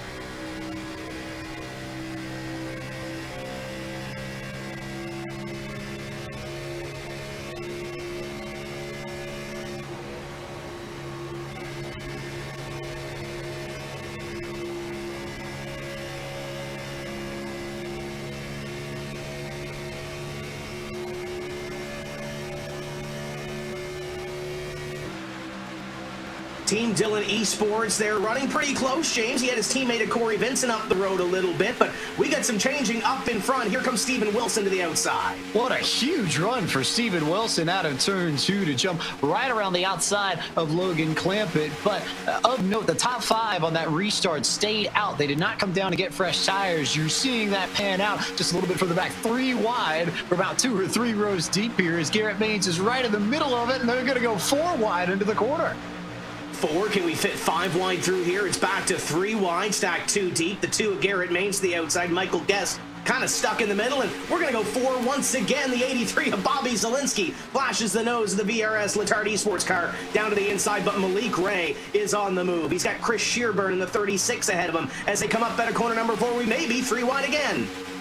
Everybody just trying to dance around, looking at some of these cars. Michael Guest was one of the ones who stayed out, so he's falling through this field very quickly as the fresh tires go inside and outside of his number 9 machine. And Logan Clampett, too, just a little bit further up the road, also staying out on old tires. He's sliding backwards, too. Comers and goers on this restart. The 9 of the Big Green Egg, Jim Beaver Esports entry, and Michael Guest to the outside. Ryan Doucette going to go to the inside, and we're going to be 3 wide one more time. There's Derek Justice, the 18, and Femi Olot to the outside, and trying to pick up 1, and they are fanning out. You talked about getting everything that you can get on these restarts. There are some drivers that are up on the wheel. You've got about an 8 to 10 lap window before you run the good off of these tires. And within that window, it is relatively easy to pass so long as you hit your runs. There's a few cars going the wall, and the 41 smacks the fence over in turn 3 and 4. Garrett Maines gets caught up in that too. Another yellow flag at Las Vegas. And since Harry, for all the cautions we didn't have at Daytona and Homestead Miami, so far, we're making them up in one race out in the desert. I think Michael Gurilli had paid off on his bet on the Countdown to Green show. I think he's already on the way to the strip to try to double that as he we got one more on the racetrack, the 2 of Maines, the 41 of Dylan Duval. And it looked like, for the most part, we'll take a look at the replay here in a moment, James, but Dylan Duval had that slide almost like Ray Alfala almost had it saved, and then just at the last minute couldn't keep control of that one at the very last part of that slide. But there's your leader, Steven Wilson. We talked about him starting 10th. He's been battling up front for most of this race. He is having a great effort here this evening. If you paid attention last year to the eNASCAR Road to Pro qualifying series, Steven Wilson had a stretch in the summer where he won, I believe, 3 out of 4 races and looked like a driver who could come into the Contender Series and contend for the series title. He didn't really have a lot of speed there, but this is the kind of driver that we thought we were going to see, the kind of run we thought we were going to see out of him. As you see the replay here, it's just a classic example of 4 cars trying to go into a space where 3 is about the realistic max you can fit into corner entry there, and it was Duval that ended up getting the worst end of that with Garrett Maines in that number 2 offer pad Toyota Camry for Elliott Sadler Esports. Square pegs and round holes, I think, is kind of what it was. Not a whole lot of real estate to try to fit those 4 race cars, and those drivers trying to get everything that they can get, and they got a little more than they bargained for if you're the the 2 of Maine's and the 41 of Dylan Duval. Duval has had an up and down season. Saw a tweet last week after the race saying that they had the speed. They maybe got a little bit better of a finish that they wanted to, but that Stuart Haas esports driver is going to be behind the 8 ball one more time. You ride on board with Vicente Salas, and going down to the corner, you see those 2 cars up the racetrack. There's Duval coming down, and hang on. It looks like he's going to make it through here. Oh, you have to ride the brake and the throttle there, because you know that at some point these cars are going to come down to the apron of the racetrack. That's just how gravity works, but you don't necessarily know how that's going to pan out, and or if they're going to bounce off of somebody and get shot back up the racetrack before they eventually come down. So good work by Salas. Also of note in that incident, Corey Vincent got a huge shot on the right-hand side of his Chevy Camaro for Team Dillon Esports. He bounced off of the 41 of Duval, and that's another one of the drivers who was up at the front of the field early on in this race who suffered trouble. You can throw them into the same bucket as Jimmy Mullis and Ray Alfala as drivers who've had problems early after starting well. The front definitely the place to be, but trying to get back there is easier said than done for some of these drivers. We've seen the 17 of Stephen Wilson, Ryan Luza, Casey Kerwin. He's been running up in the top 5 for most of this thing too, running up in position number 3 right now. Chris Shearburn, he has been running up front in a couple of these races so far this season. Currently 4th in points, currently 4th on the racetrack. And then Kane Cook up there in position number 5. Maybe a little bit of right side damage to that race car, but for the most part, that car has a little bit of speed here this evening. Kane Cook's looked fast so far in this season. Looks a little bit quicker, I think, than he has in prior seasons. But this new ride with Tim Beaver Esports doing some good for him. Garrett Maines now joins us up here in the booth. And Garrett, just take us through what happened as you entered turn 3 a few laps ago. Just nowhere for me to go. I saw him get turned, and I kind of figured he was going to get pushed back up into me, but it hit the brakes. I'm in it. I stay in it. It's my only real opportunity to miss the wreck. Just really unfortunate there. We had a really, really good offer pad Toyota there. Just absolutely no luck. Can you explain to everybody watching just how hard everybody is racing early on in these green flag runs to create situations like the one we just saw there? Well, just the mixture of people having, older tires and, everybody just going wide open when you probably should be lifting at that point, just making for really, really aggressive racing. The dirty air is making it almost impossible to make up spots without, doing it right on the restart. So everybody kind of understands the box they're being put in, and, they know it's go time, and it is definitely go time. I was 4 wide like 3 times in 2 laps there, just to put it in perspective. Thanks for the time, Garrett. We'll let you get back to it and get that car fixed up. And Tim Terry, I think we're beginning to see a war of attrition. Everybody realizes that the restarts are so important that if you don't get those spots within the first 5 to 10 laps after you get the green flag, you're stuck behind somebody in the dirty air, and it's almost impossible to make up the track position, like Garrett said. And it's throughout the field too, James. It's not just in the middle of the race, the pack, or the back of the pack. These guys up in front are going hard for every single position that they can get. And it looks like there's a little crinkle on the back bumper, that 83 of Bobby Zielinski. So even those front runners are not saved from this intense racing that is going on here at Las Vegas. Pace car is going to peel off onto pit road this time by, and Stephen Wilson going to lead this field to green. He is the control car. Green flag flies. We are underway, and he leaves the X-Set teammates to battle for position number 2. They'll have a little fun battling it out amongst one another. Will Kerwin and Luza for that 2nd spot, and then Kane Cook there at 2. How about Fords in 4 of the first 5 spots? Blue Oval having a really solid run. We saw Malik Ray on the start having to deal with some traffic, but now he can see a little bit of clean air, albeit there's 2 cars in front of him between that and clean air. Running in position number 6 up the racetrack, he goes out of 4, and the 36 of Shearburn goes to the inside. The Letarte Esports 36 almost made it 3 wide down into corner number 1. That got tight. He had to check up significantly in the entrance to 1, and you see just how much that costs. So it was barely a lift off the gas pedal, but that's just the way this package works. If you get off the gas in any way, shape, or form, instantly, that's 2, 3, 4, 5 car lengths that you give up to the drivers around you. He lost that time, but he was able to gain a little bit of it back, but he's now side by side with the space station number 11. of Malik Ray. Steven Wilson up the racetrack trying to defend both of those lanes, and it kind of checks up a little bit in the middle of this pack, and you continue to see some of these guys move towards the front. Derek Justice is up here as well as JP down on pit road. What are these guys saying now? Well, tire sets are becoming a very big talking point, and one of them was for Logan Clampett. Take a listen to some of this audio. All right, we're pitting. Do you think?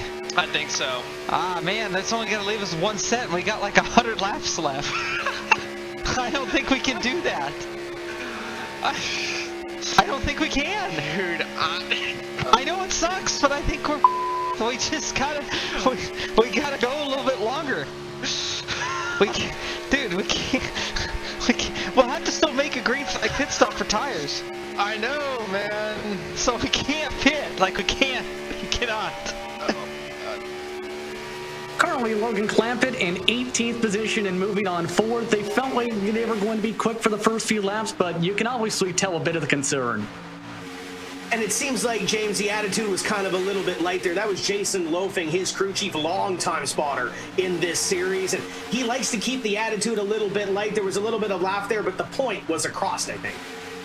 Yeah, I definitely think there's a valid point there, but I also think you bring up a good point about the connection between Loafing and Clampett. That's one of the longest-standing crew chief and driver combinations in the entirety of the series. And when you consider that Logan Clampett is one of the drivers who year in, year out qualifies in top 20 in points, is a consistent threat for the playoffs, not a surprise that strong bond that he has with Jason is, I think, a large part of the reason why he is so successful in this series week in, week out.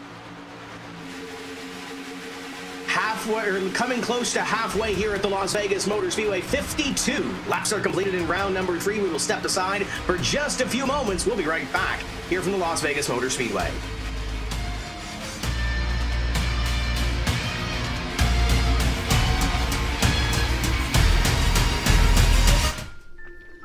This Coca-Cola Zero Sugar tastes mighty delicious.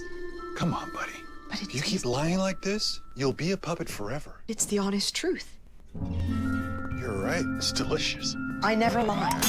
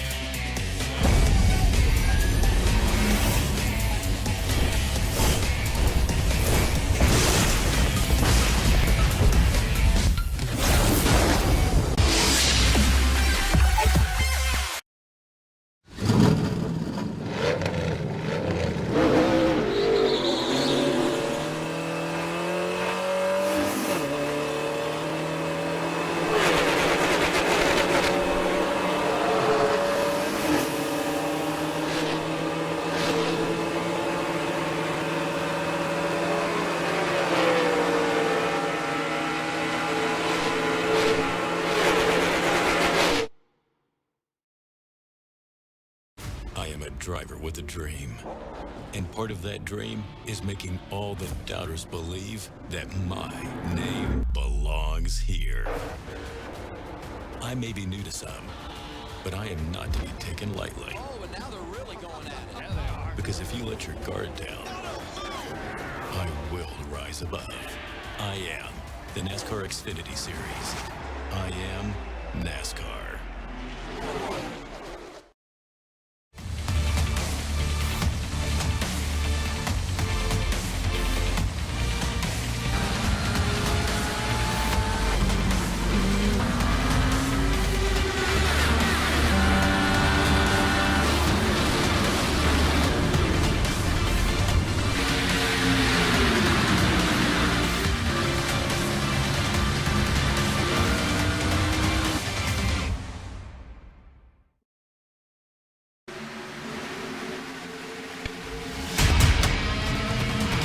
Coverage of tonight's race is brought to you by Coca-Cola, the official fan refreshment of eNASCAR.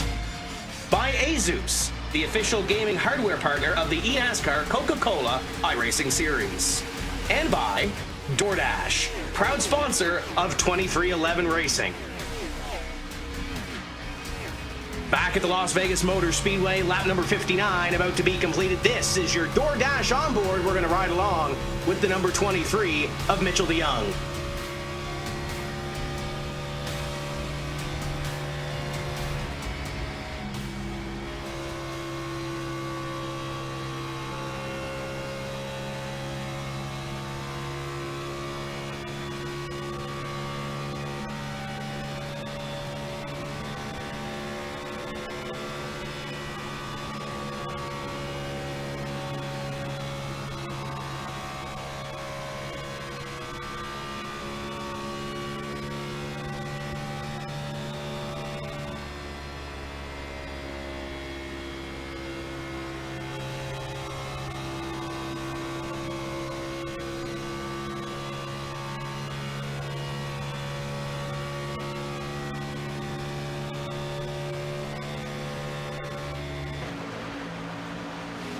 Bottom of the order doing what he can, James, running 39 laps down, getting every point that he can. We continue to run under the green. This is the battle for position number 20, and that's Jake Matheson on your screen, the 52 car. Brant Davies right ahead of him. Graham Boland, Brian Schoenberg, and I think that may be Keegan Leahy back there as well. Some of these drivers finding their footing mid-pack and trying to see what they have. And I don't want to jinx it, James, but we've got some green flag racing.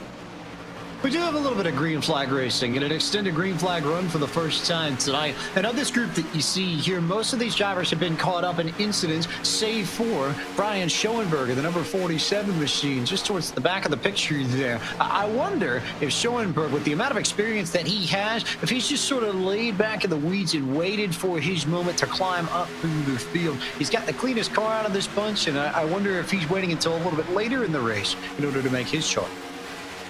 Still plenty of laps left, getting closer to that halfway point, but not exactly there yet, as these drivers will race on lap number 63. If you want more information on this eNASCAR Coca-Cola iRacing series, whether it's schedule, standings, results, everything that you need to know about this series can be found at iRacing.com/eNASCAR, and how you can climb the ladder to be a part of this series. You can find it all at the hub at iRacing.com/eNASCAR. Great battle on our screen. There's the 18 of Famiola to the inside, and up the racetrack he goes just a little bit on Solace, and in behind there's Brad Davies trying to capitalize on that battle.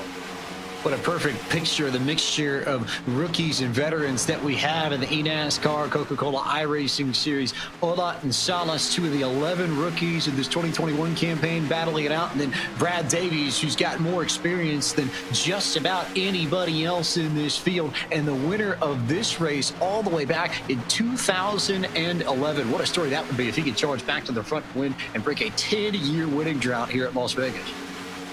Brad's been knocking on the door the last couple of years, and it would be a big celebration, I'm sure, for the JRM team if they can get it to victory lane. They've already had one car go to victory lane in 2021. There's the 33 on your screen of Taylor Hurst trying to make his way a little bit closer towards the front of the field, coming back into this series in 2021 after a couple of years back, clawed his way through the Contender Series and made his way up the ladder, and now he is back in here and contending for Team Dillon Esports. That team has done fairly well this season in the first two races, trying to keep that momentum up as he's got the 11 of Malik Ray right ahead of him for Space Station Gaming. We have a yellow on the speedway. Trouble on the racetrack once more, and the yellow flag out again. And I wonder if we commentators cursed it pretty well, Tim. I think a few laps ago we were just talking about how we finally had a few green flag laps strung together, and then looks like Isaac Gann for Kligerman Sport in trouble with his E-Racer Cardinale 500 Chevy Camaro down in the apron and pretty banged up to boot. Yeah, missing the TV panel on the back, and still rolling around this racetrack, but Isaac is gonna have to salvage what he can. But you know what, after the first couple of laps, I don't think he's the only one, James, that's behind the 8 ball. A lot of drivers that are strung up in this, and we'll see what happened to Isaac. But yet again, another case of drivers getting dinged up, getting aero damage left and right, and being stuck in the back too. I think the other sort of 1-2 part of this punch is that if you get the damage, it makes it all the more difficult to climb out of the middle of the field as the leaders come down pit road for service. wholesale pit stops under this caution flag, led by the 17 as Steven Wilson has done well to control this race up in front. There's Busa on your screen in the 75 car. He will stay out on the racetrack, and James, he kind of looks a little bit lonely out there besides he in the pace car. So this is an interesting call from Matt Busa. We saw it with Michael Guest and a few others a few moments ago when we had another restart, and it didn't necessarily pan out for them. And I wonder what this play is here for that 75 Motorsports machine. But we'll take a look at the replay, see what happened to Isaac Gann to bring out this yellow flag.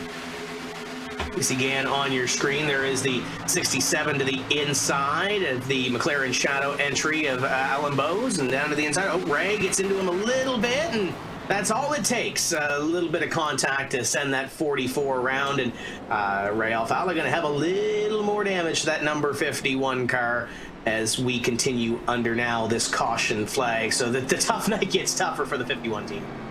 That was a weird one there. It almost looks like Alfala and Gann came down into each other's lanes on corner exit and bounced off each other a few times before Gann ended up going around. But still, just a really tough race for both of them. And so you can take a few more drivers off the list of folks who are in contention to win this race. But that also means that if you're anywhere in the top 20, even if you haven't necessarily had the pace tonight, Tim Terry, you're in position for a pretty strong finish if you don't have any damage on your car. That isn't too many people in here, but Ryan Dusek, Nick Ottinger, Keegan Leahy, even too. Just looking at some of the names that are up near the top 10. Derek Justice even too. Justice, Ottinger, and Doucette all started 36 or worse on the grid. They're now right on the fringes of the top 10. And what's the common denominator between all three of those drivers? Clean race cars, pretty much all the way around. It pays for something every once in a while. And you mentioned the name of the defending series champion, Nick Ottinger. Haven't talked a whole lot about him this evening, but he's running almost a typical Nick Ottinger race where he's kind of middle of the pack, and then at the end of the day, he's up near the front of the field when that pay window opens. He gets the points, and it all counts. So I think I think it's another strategy. I think this is turning out to be another Nick Ottinger race. I don't think it's the last time we're going to talk about him tonight. The defending series champion definitely has seen everything, has done just about everything, and just when you think you haven't seen the last card played for the 25 car, he finds some way to make it happen, Tim. Let's catch up with Isaac Gann in the 44. Isaac, what happened there? I don't really want to comment without seeing a replay. Kind of a frustrating race, to be honest. I don't know what it's like to watch. It's pretty hairy to drive in. There's some people that are not very happy with one another, and so I don't know. It's tough, it's tough. But I don't want to comment too much right now, just because I don't really think I'm in a mental state to be able to talk about it at the moment. Want to ask you about the new colors on the race car this week for Kligerman Sport. That thing looks pretty sharp. Yeah, I got the Cardanomaly 500 coming up. eRacer _GG on Twitch. Make sure you check that out tomorrow, I believe it is. But yeah, check that out. Should be really fun to watch, and it looks like we're getting ready to go back green here. So, we wish you all the best. Go get what you can. I appreciate it, guys. So we'll see what the 44 can do, James, from the back of the pack here. And we said earlier, he's not the only one that's in the same boat of trying to stay the course, get what he can, and especially on these restarts. These restarts have been wild. You've got enough drivers with damage now that you can definitely gain some spots if you have an dinged up race car. It was looking pretty grim at the beginning of the race for the Keegan Leahys, the Mitchell de Jongs and company, but just with the way this is panned out, you've got some track position to gain because there are so many cars with damage in this field, just with the way this race has come on. We're getting ready to go green, and we're getting ready to crank up the volume. Let's go full throttle on this restart.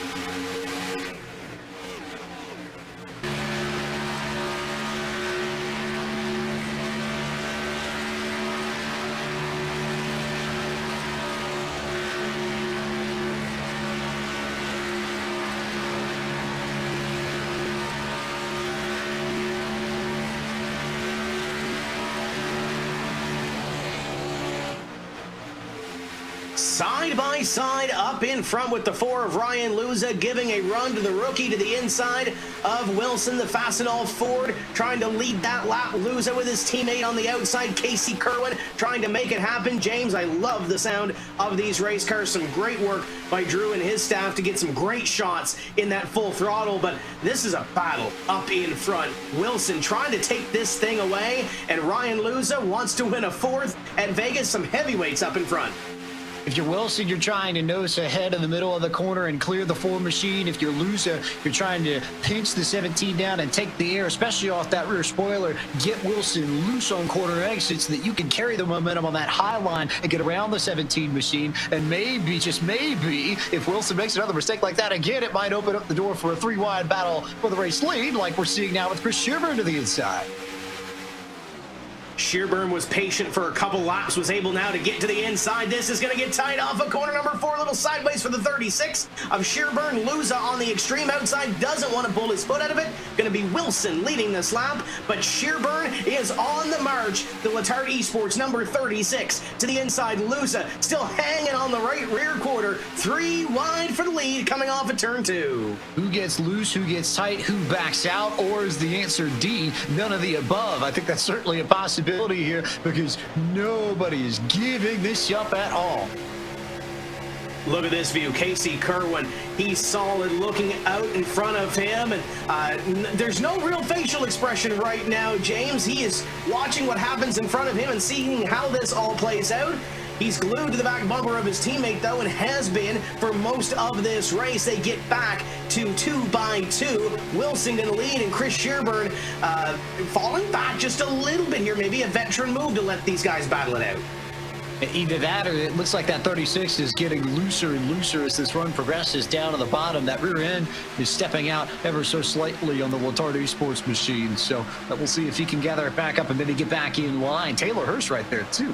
As a matter of fact, he's done a very quiet job of moving up towards the top 5. But if you're Casey Kerwin, I think pretty hard-pressed to find somebody better to follow at this racetrack than Ryan Luza if you're trying to learn how to go quickly, as we watch the 33 and the 15 machine of Kane Cook will go on board with now. I try to communicate with his team at Jim Beaver Esports and figure out a way to get around Taylor Hurst and march towards the race lead.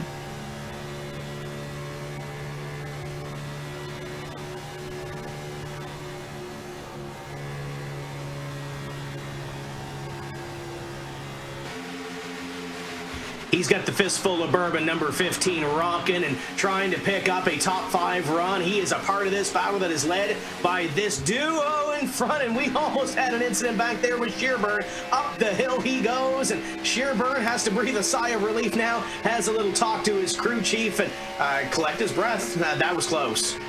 I think that's a little bit of collecting breath and a little bit of frustration, too. You don't necessarily see it on his face, but that's what we've seen tonight. Turn 3 has been the trickiest spot of all. It seems like that's been the place where everybody just sort of funnels and runs out of room. That's what happened between Sherburne and Hurst that last time by, and they both lost a little bit of track position. Sherburne back to 8th, Hurst back to 7th. If there's anybody that's been through the ups and downs of iRacing and esports and sim racing, it's definitely Chris Sherburne. You better believe that he's going to come back strong here in these remaining 53 laps of competition. Wilson and Luza, neither of these drivers wants to blink. James, they come up at corner number 2, and Luza will take the lead. A fantastic example of how to use the momentum up high to carry it through the corner, as we see what happened on the right side of your screen between Chris Sherburne and the X-Net machine and Taylor Hurst in there too. But everything got crazy over in 3 a little bit later on in this run, and it's part of the reason why Sherburne and Hurst are going to have to climb their way back up. Continuing to be side by side on the replay, the 36 of Chris Sherburne still to that inside, holding that pretty wheel. The battle in front of them continues on, and there's the 38 getting that run off of corner number 2 and trying to get up to the outside. Then Hurst goes to the inside, and there's the contact precipitated, and up the hill goes Sherburne. And I can see where that frustration that you mentioned, James, might creep in to the picture, but you got to park that. You got to make sure that you're able to get back up there and battle it out and kind of put that behind you at this point. It almost seemed like Sherburne thought that he might get the chance to clear Hurst on corner entry and just wasn't quite there. That's the biggest issue I saw in that replay, but they'll have to gather it back up and try and go chase after Nathan Lyon, Malik Ray, and Kane Cook, all of whom gained spots as a result of that contact, as Steven Wilson has found his way back underneath Ryan Luza to try and get the lead once again. I'm quite impressed with this battle for the lead. We usually see some of these drivers, take the lead and maybe ride a little bit. There's still 50 laps to go. Let the race come to you. Let the tires come in. Let the fuel burn off a little bit. But JP, these drivers up in front are putting on a show. What are they saying down on pit road? Right now, Ryan Luza has just been told by his crew to save whenever they can on fuel. Several drivers reporting they are up to 5 to 8 laps short at the moment across the pit lane. It's going to be tight for some of these teams on gas. We've seen this play out before here, James, at the Las Vegas Motor Speedway. I think back to Jake Sturgis back in 2012 when he won his first race in this series. He won it on fuel mileage. He won it on pit strategy near the end of the race. We've seen some races at Vegas where use the pun that you want to. You roll the dice to try to get that win, and it's happened before. I'm interested, as JP said down there, that this might happen again. It could, and just as I look at line timing and scoring, the name Matt Boosin, the 75, jumps out to me. He came down about 40-plus laps ago, so everybody else came down about 20 laps ago. If everybody has to pit once, Boosin's going to be able to short pit everybody else and gain a ton of track position. May end up with a good finish if this goes green flag as we take a look at Ryan Luza's onboard camera. But whether or not it goes green flag the rest of the way, I think after the way this race has panned out so far, Tim, that's a big if. You see the focus there, and you see the hands kind of shift a little bit on the wheel. He's kind of relaxed, got the tank top on, and got the red light in behind him, and kind of setting the mood for this exit number 4 of Ryan Luza. And in behind, Steven Wilson putting the pressure on. I was going to say a little bit earlier, I'm impressed with this battle for the lead because we usually see these guys kind of take a breath. The last couple of laps we've seen it, and there it goes again. There goes the 17 to the inside. Wilson's putting on a show tonight. He's trying everything he can, but this is vintage Ryan Luza that we're seeing. Every time he gets behind the wheel of his race car, he's very cool and calm and collected. Meanwhile, Derek Justice, a man that the community knows very well, making his first appearance in the Coke Series, and I think just looking for room, trying to work around the 79 of Ryan Doucette, and maybe giving a little love tap down the straightaway to Doucette as well. These drivers are active within the community as Derek Justice works to the inside. Hasn't had the first 2 races that he's wanted to, but I know he's active on Twitch. He streams a lot, and Thursday Night Bowling is one of the things that he does, James, and it's one of those things that a lot of the folks in the community, whether they're race fans or not, follow along with Derek Justice, but I know he hasn't had the first couple of races that he's wanted to, and there's a guy that was running with him. That is Ryan Doucette, and he is slow on the racetrack. Looks like something might have happened in the number 79 machine over the course of the last few laps. We'll see if that affects this car throughout the rest of this race, or if he gets a little bit of help some way somehow. But that car definitely underpowered compared to where it was a few laps ago. Another driver, the Clint Boyer Racing number 79, hasn't had the best couple of races to kick off this season. Came in 30th in the point standing, so trying to see what he has here, and trying to see if he can get that thing back up to speed in the number 79. There's the 38 of Casey Kerwin, and he is trying to chase down those top 2. They are within sight as the 17 once again caught that run into turn 1. This time, though, nowhere to put it.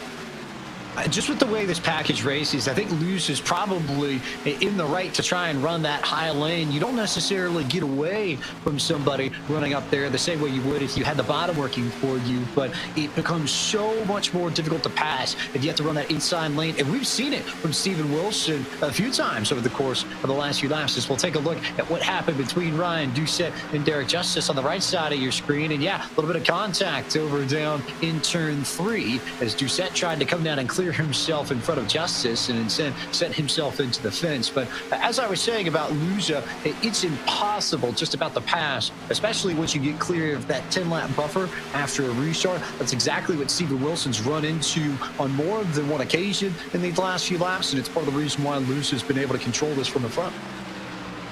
But now Casey Kerwin is trying to reel in the 17, and the 17 of Wilson is closer to Kerwin than he is to Ryan Luza. Did the 17 maybe use up a little more than he wanted to on that run, trying to keep with Ryan Luza and trying to battle for the lead? I won't totally rule it out, especially because something that I don't think a lot of people know, unless you get the chance to run this track in iRacing, you actually drive off of the right rear a lot more than you would think. And you could burn up that tire in particular trying to run the inside like Steven Wilson did. Justin Prince, do you have a few more stories from us from pit road? Take a listen. This is from Casey Kerwin right now running in that third position as you were talking about. Caution right now would be fantastic, actually. I prefer the caution to be in like 20 laps, but we need a caution though. Just for the race to not be like a gimmick. Or not a gimmick, a gamble. Right now it's at least going to be a gamble on if you risk pitting when everyone has to, or stay out till like 5 to go and hope to get a yellow. Fuel is still a concern for many of the teams. Steven Wilson had talked about moments ago as well. He's concerned about the gas as well right now. Did they say this race might be a gamble? We're in Las Vegas, right? They know what racetrack we're at. The 15 of Kane Cook to the outside of the 11 of Malik Ray. Great little battle here for positions number 4 and 5. Cook having a great run. Malik Ray had to come from pretty much the back of the field tonight, and they are putting on a show, crossing each other over and clearing each other down the front straightaway. And here's another battle. You look back from Brad Davies. Oh, nearly contact there between Brian Schoenberg and Brad Davies. This is one of the tightest battles in the top 20. We're on board with Davies, who rides in 12, but you have Blake Reynolds from McLaren Shadow in there. You've got Brian Schoenberg for JTT Darty Racing in there. Jake Nichols in the 24 for Mo Motorsports there. On the outside, just behind the 66, all of them racing just like they were all so many of these restarts. And I think at least one of these drivers is thinking, can we get off this 2x2 racing and get some breathing space for once? We got 37 laps remaining in round number 3 of the eNASCAR Coca-Cola iRacing Series. As these drivers continue to dance around the racetrack, we're going to step away for a quick commercial break. We will be back in just a few moments' time to set up pit stops and the finish.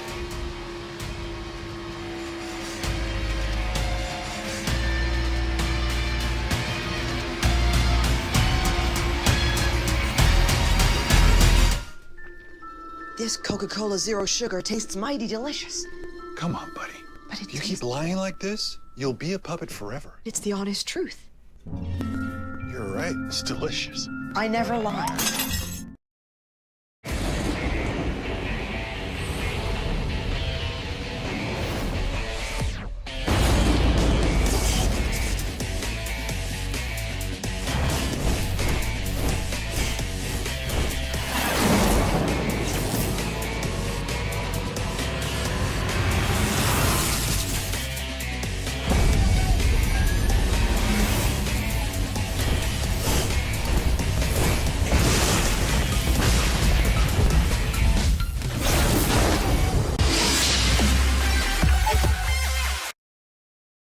I am huge, a giant in every way. I am the sound of fury and the sweet smell of victory. I am the return of all the things you love about this amazing sport. Something that changes you from the very first lap. I am where seeing becomes believing, and believers know it is the return of a new season. I am NASCAR.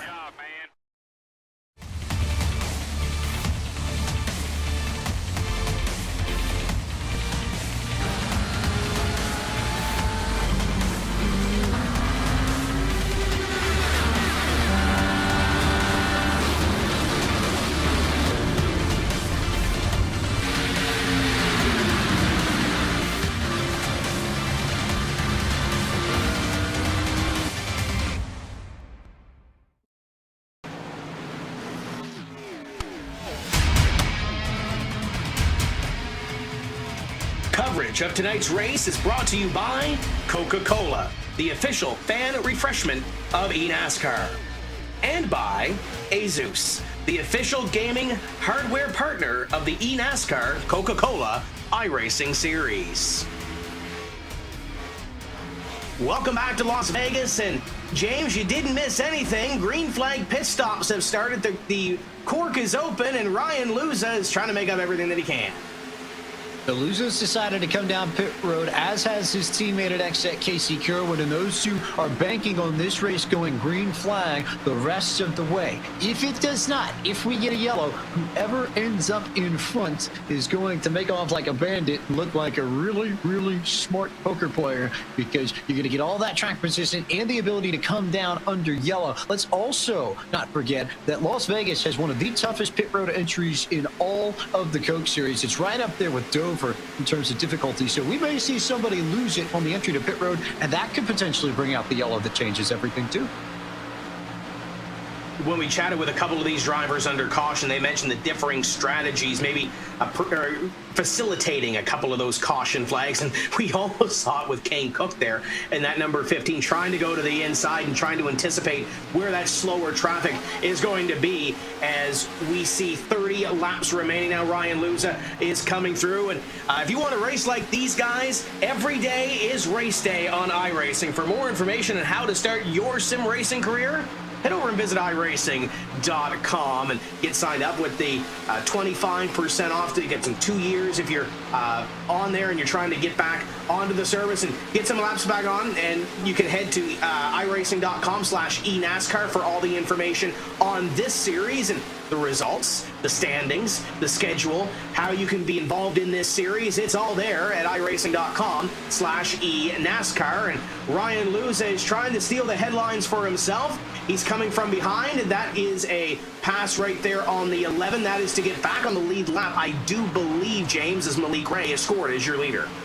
The loser now won't be trapped one lap down if we get the yellow now, which definitely helps his case a little bit more. He still needs this to cycle all the way through in order to be in the best shape, but that alone, getting back on the lead lap, certainly saves him a bit if we get a yellow now, as opposed to if we got the yellow maybe 5 or 6 laps ago, where he would have had to take the waiver out. So he continues to run right now, position number 16, as the leaders continue to cycle through on green flag pit stops. Need to go one more from here. If you can't make it the rest of the way, as we talked to JP a little bit earlier on, these drivers are still going to have to come down at least one more time. Speaking of JP, what do you got down there? Well, speaking of that, Malik Ray says he is going to attempt to go for it. He said he is going to be making his own bet in this, but they are going to attempt to stretch things out and hope for a caution flag. So Malik Ray is going to attempt to stretch it. If you're out there and you're trying to get that good finish, James, I think this might be the strategy to go to. But with the speed that Ryan Luza has, is it going to get a win for Malik? As he almost had a little bit of contact there with Casey Kerwin, he and Stephen Wilson getting by. Is this a winning strategy? It's going to be tough. He'd have to go somewhere in the ballpark of 68 laps on his final run to get all the way to the end, which is well outside of the fuel window. So I think Malik is going to need a caution. If he gets a yellow, it's a great strategy. But if he doesn't get a yellow, especially when you consider how high he was running, I don't know if I love it, given that if he had stayed on schedule, he's probably looking at somewhere between a 5th or a 10th place finish guaranteed. Now, as it sits, if he has to come down late, it could be 15th or 20th that he ends up finishing, if this goes green the rest of the way. And we will come up at a corner number 4, and we will get ready to ride on board. There's Corey Vincent, the Coca-Cola on board down the back straightaway.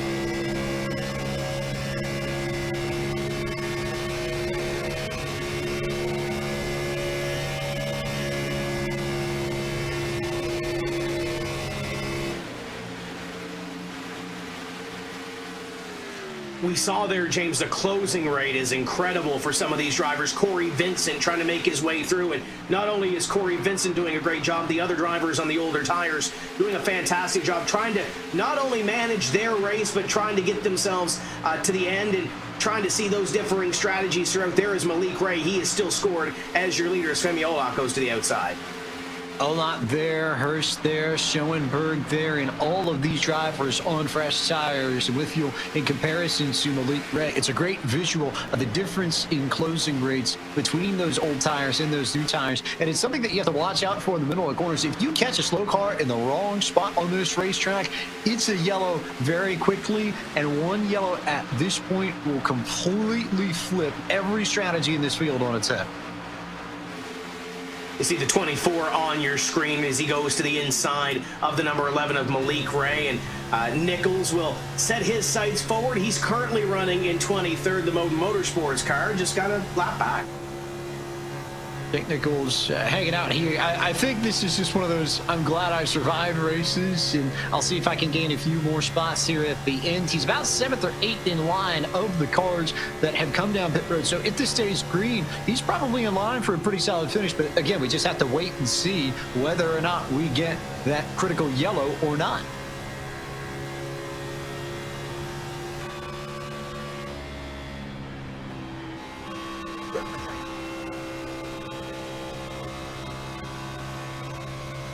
Zach Novak kind of has a smile on his face. Currently in position number 4. The Virginia is for racing lovers number 90 for Richmond Raceway Esports. I would think he's kind of trying to ride this thing out to the end, but could be a lot worse than a 4th place run right now with 18 laps to go. I'm sure he's happy, but I think he's looking over there trying to figure out what he has for these remaining few laps.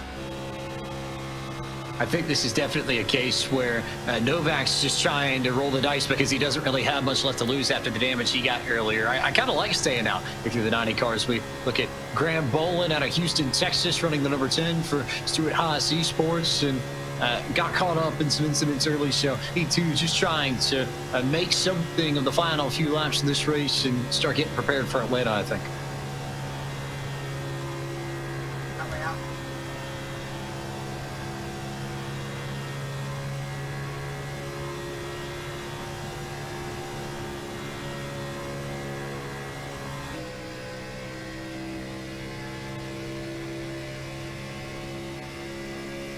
That is Nick Ottinger on your screen. He is the defending series champion and currently with a top 10 run. Wants a little bit more, but he's been falling back a couple of positions here on this run on these old tires. He was in the top 5 and currently trying to get back there in these final few laps and try to manage what he has in this William Byron Esports car. If you want a testament to how quick Ryan Luza is, he came down pit road. Remember, Ottinger hasn't pitted, and Luza's only about 4 seconds back of the number 25 machine. So that number 4 for XZ Gaming is coming through this field in a hurry. But does he have enough time to get there through all the traffic that he has to get through? He's currently sitting in the top 10 in position number 8, but still has some time to get there with 15 laps to go. Malik Ray trying to roll the dice and get this strategy to work. JP, what are they saying down there with 15 to go? A lot of nerves starting to pop up in the pit lane for Malik Ray. Take a listen here to Ray. I'm going to make my own bet here, and I'm going to stay out. I'm saying, you're a lap short on fuel. The longer you're staying out. I know that, bro. I'm expecting a yellow. Now, since then, keep in mind that right now they are talking about potentially trying to shut off the car or a 2-stopper or a 2-tire stop to try and have a short pit stop. Either way, things are looking tight for Malik Ray. It's the balance of trying to win a race in this series and also trying to get up there and make it the rest of the way. Blade Witt has had an impressive run here as of late. We talked about Nick Ottinger falling back. He passed Nick Ottinger a few laps ago. He's ahead of Jake Mathis and Zach Novak right now. This is the P2 race car right now, James, for Clint Boyer Racing, and looking pretty good considering he had to rebound after last week. the rebound after last week, the early incident this evening, it goes, I think, for him the same way it does for Zach Novak in my mind, where they were pretty well buried in the field on the regular strategy, so I don't really mind them staying out and trying to take the gamble to get the track position and either get the yellow or stay out and get a good finish out of this, because I don't think they had the pace, especially after picking up that damage early, to run up to the front, a la Ryan Luza and company. So we'll see whether or not it pans out for Blade Witt. And he may have some competition here in these closing laps, because that's the 52 in behind him. That is a lead lap car. That is Jake Matheson in the Williams Esports entry. And he started off the season fairly well at Daytona, picked up a couple of podium finishes, did well in the Clash, did well in the opening point race of the season. And quite impressive. The driver in the Granite State Pro Stock Series from New Hampshire is up here in the top 3 and trying to get another podium run into this. And he's only about 10 laps away from nailing that down. But there's a lot that can happen here. There's so much that can happen, and you just have to wonder where the nerves are, whether or not that forces any of these leaders into a mistake, whether or not Ryan Luza can catch this group as well. He's got it down to about 10 seconds between his number 4 and Malik Ray's number 11 at the point. All the while, you've got these battles going on in between those two, so lots to settle in this final handful or two of laps. There goes the 52 to the inside. Ryan Doucette, penalty for not meeting minimum speed. He has been shown the black flag. We saw the damage on that race car a little bit earlier on. Matheson going to take position number 2. Going to put Blade Witt back to position number 3. And he's got a long way to go to get to Malik Ray. But if something happens that Malik is still short on fuel, this may be the battle de facto for the lead. And here's the Schoenberg and Hurst battle side by side. Is 18th and 19th on the racetrack. All these cars good to go to the end on fuel and just trying to claim the spots, hoping that some of our leaders come down pit road, but it's also made for some good racing towards the middle of this field. Blake Reynolds is there too. Bobby Zelensky's in the mix, and a lot of fun here in the closing laps at Las Vegas amongst this group. We talked about the personalities in this series. Brian Schoenberg is definitely one of them. JTG Doherty, great to see the colors on that race car as Mullis comes down onto pit road. And Brian Schoenberg trying to get what he can in the last few laps of this one. That's Nick Ottinger ahead of him. He'll go to the outside and pick up one more position. And they continue to battle mid-pack, trying to get what they can in the final few laps. 8 laps to go. If there's someone who could tell some stories about this series and the way it's evolved just off of the time he spent in it, Brian Schoenberg might be the driver best suited to tell the bulk of them, because he's seen so much, been around for so long, and had a moment midway through the Contender Series last year where he wasn't sure if he was going to make it back into the Coke Series and compete for another year running, but he found some speed midway through that season, got back into the Coke Series, racing with the number 47 for the first time this year, and looks pretty solid now. Looks like he could be in line for a finish right on the edges of the top 10.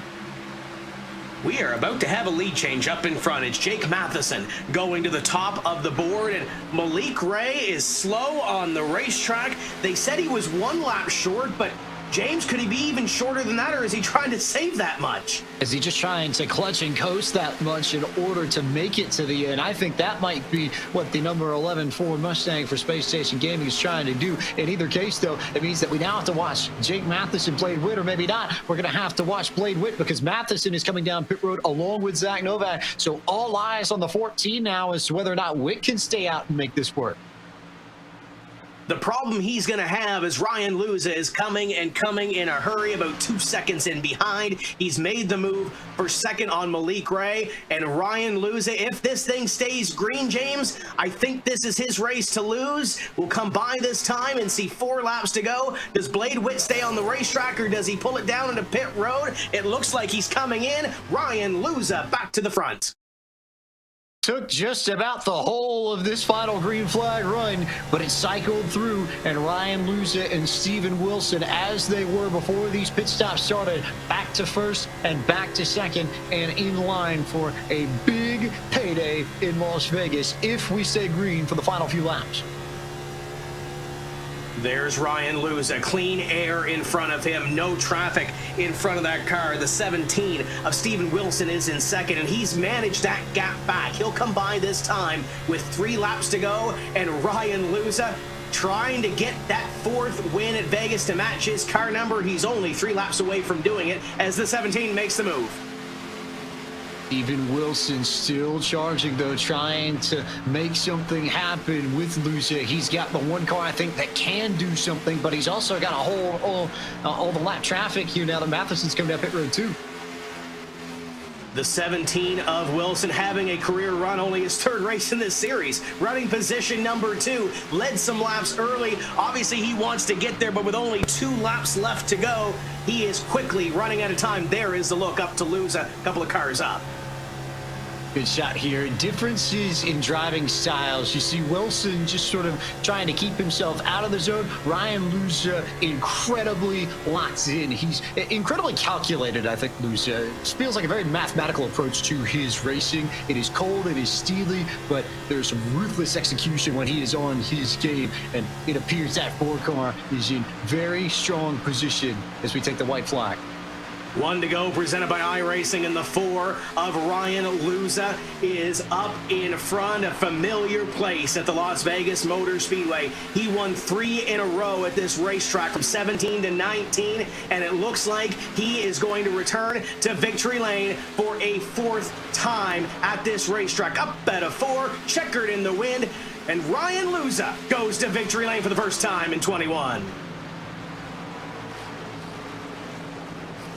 How about it? Ryan Luza, 4 victories in the last 5 years at Las Vegas Motor Speedway. He's had speed at the beginning of lots of these seasons, but there is no track that he has been better at than Las Vegas Motor Speedway. This is absolutely his place, and onus is on everybody else to try and take that crown away from the number 4 of XZ Game.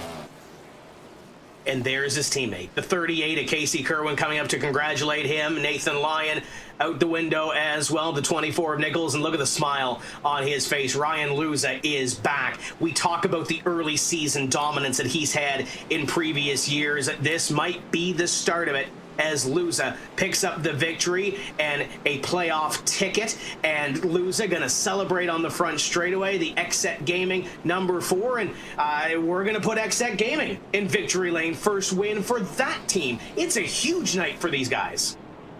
A big moment all around, and when you consider that Casey Kerwin comes home P3, top of the team board tonight, XZ Gaming, and I think they're going to be partying long into the evening. This winning moment is presented by Coca-Cola, the official fan refreshment of eNASCAR, and lighting it up on the front straightaway is Ryan Luza, and he did a great job here this evening to manage this race to come home with the win. Really solid stuff all around from Luza, especially on that last green flag run. It takes him some composure to stick to your game plan and believe that you've got the right call made, even when he was running at one point as deep as like 20th. As he does the Polish victory lap, we'll take a look at the Coca-Cola move of the race, and it comes down to the 14 of Blade Witt. This is the final race car that Ryan Luza has to pass. He committed to his strategy early, did the 4. Blade Witt tried to run it out, hoped for a caution. It didn't come. Ryan Luza goes by this number 14, and he sails on to victory. Strongest car in Las Vegas wins the race. I think that's the story that you come away from tonight's event with as we take a look at the full field rundown. Luza gets it done for XZ with Steven Wilson, B2, Casey Kerwin there in 3rd. A good run for Roush Fenway Racing as well. Nathan Lyon in the top 5 too. And Jake Nichols, we said he might be in line for a top 10 with about 15 to go. Look at that. Ends up tonight P7. Now looking through the rest of your top 10 and back to positions 11 through 20th. Blake Reynolds, Bobby Zielinski. Never talked about Bobby all night long. Comes home in 12th. Derek Justice rebounds from the first 2 races to 13th. Brad Davies, Michael Guest ran well early. Keegan Leahy was really a non-factor in this one for most of it. James finishes in 17th. A lot of drivers there who fought back for good finishes. You see some of the people here who didn't quite have the pit strategy luck that they needed. Matheson and Witt, who tried to stay out late, come home 26th and 27th. And then Malik Ray all the way back in 31st after staying out for so long. and the rest of the field, Jimmy Mullis, Michael Conti, Ray Alfala had some tough luck. Mitchell DeYoung had that motor blow early, was able to get it back on the racetrack and limp it home to a 38th place finish. But James, we're getting ready to talk to our winner, Ryan Luza, first time this season. Time to bring in the driver of the number 4 XSET Ford Mustang, who picks up his first victory of 2021. It's Ryan Luza. And Ryan, I think first and foremost, you knew you had a strong car all night tonight. But when we got to that last set of pit stops, you come down, you make sure that you got enough fuel to make it to the end. Was it tough to maintain your composure when you were back in the field right after you came off of pit lane, knowing that you had the speed? Were you worried at all about a yellow coming out and throwing your strategy off course? Oh yeah, I was terrified of the yellow. Just sitting there praying for no yellow, because we were pretty confident that no one could make it. And I was hoping Steven would kind of stall out once our tires evened out, and they did. So yeah, I don't know. That was terrible. Just waiting for that caution flag to fly in the top left of my screen, but luckily it didn't come out. And man, it is such a huge relief to get a win and be in the playoffs now. I've been stressing about it just every week because we've been missing speed, and obviously we were pretty quick here tonight, so we found a little bit here. And it's really big to not have so much stress on the line every single week, because we're probably going to have 10 different winners. And now we're locked in. We don't have to worry about it anymore. So now it's just coming out and trying to win more races. Does that in turn mean that we're going to see maybe a little bit more, I don't know if aggressive is the right word, but maybe a Ryan Luza that's more willing to take some risks on strategies in some of these other races just to get a few more wins, a few more bonus points, knowing that you're already into the playoffs? Yeah, definitely. No reason to go the safe route in any scenario now. Just doing whatever I think's best. And now a lot of people are probably gonna, halfway through the year, we get winding down 2 or 3 races left. There's gonna be people willing to do anything to get a win. So now we don't have to do anything safe anymore, and just go for wins. And it's just such a huge stress reliever to have this win now. And at Vegas, really huge to win here. I love this place. We won 3 in a row a couple years ago, and now we're back on the board. So 4 out of 5 here at Vegas. Love this track. Really cool to be back in victory lane here.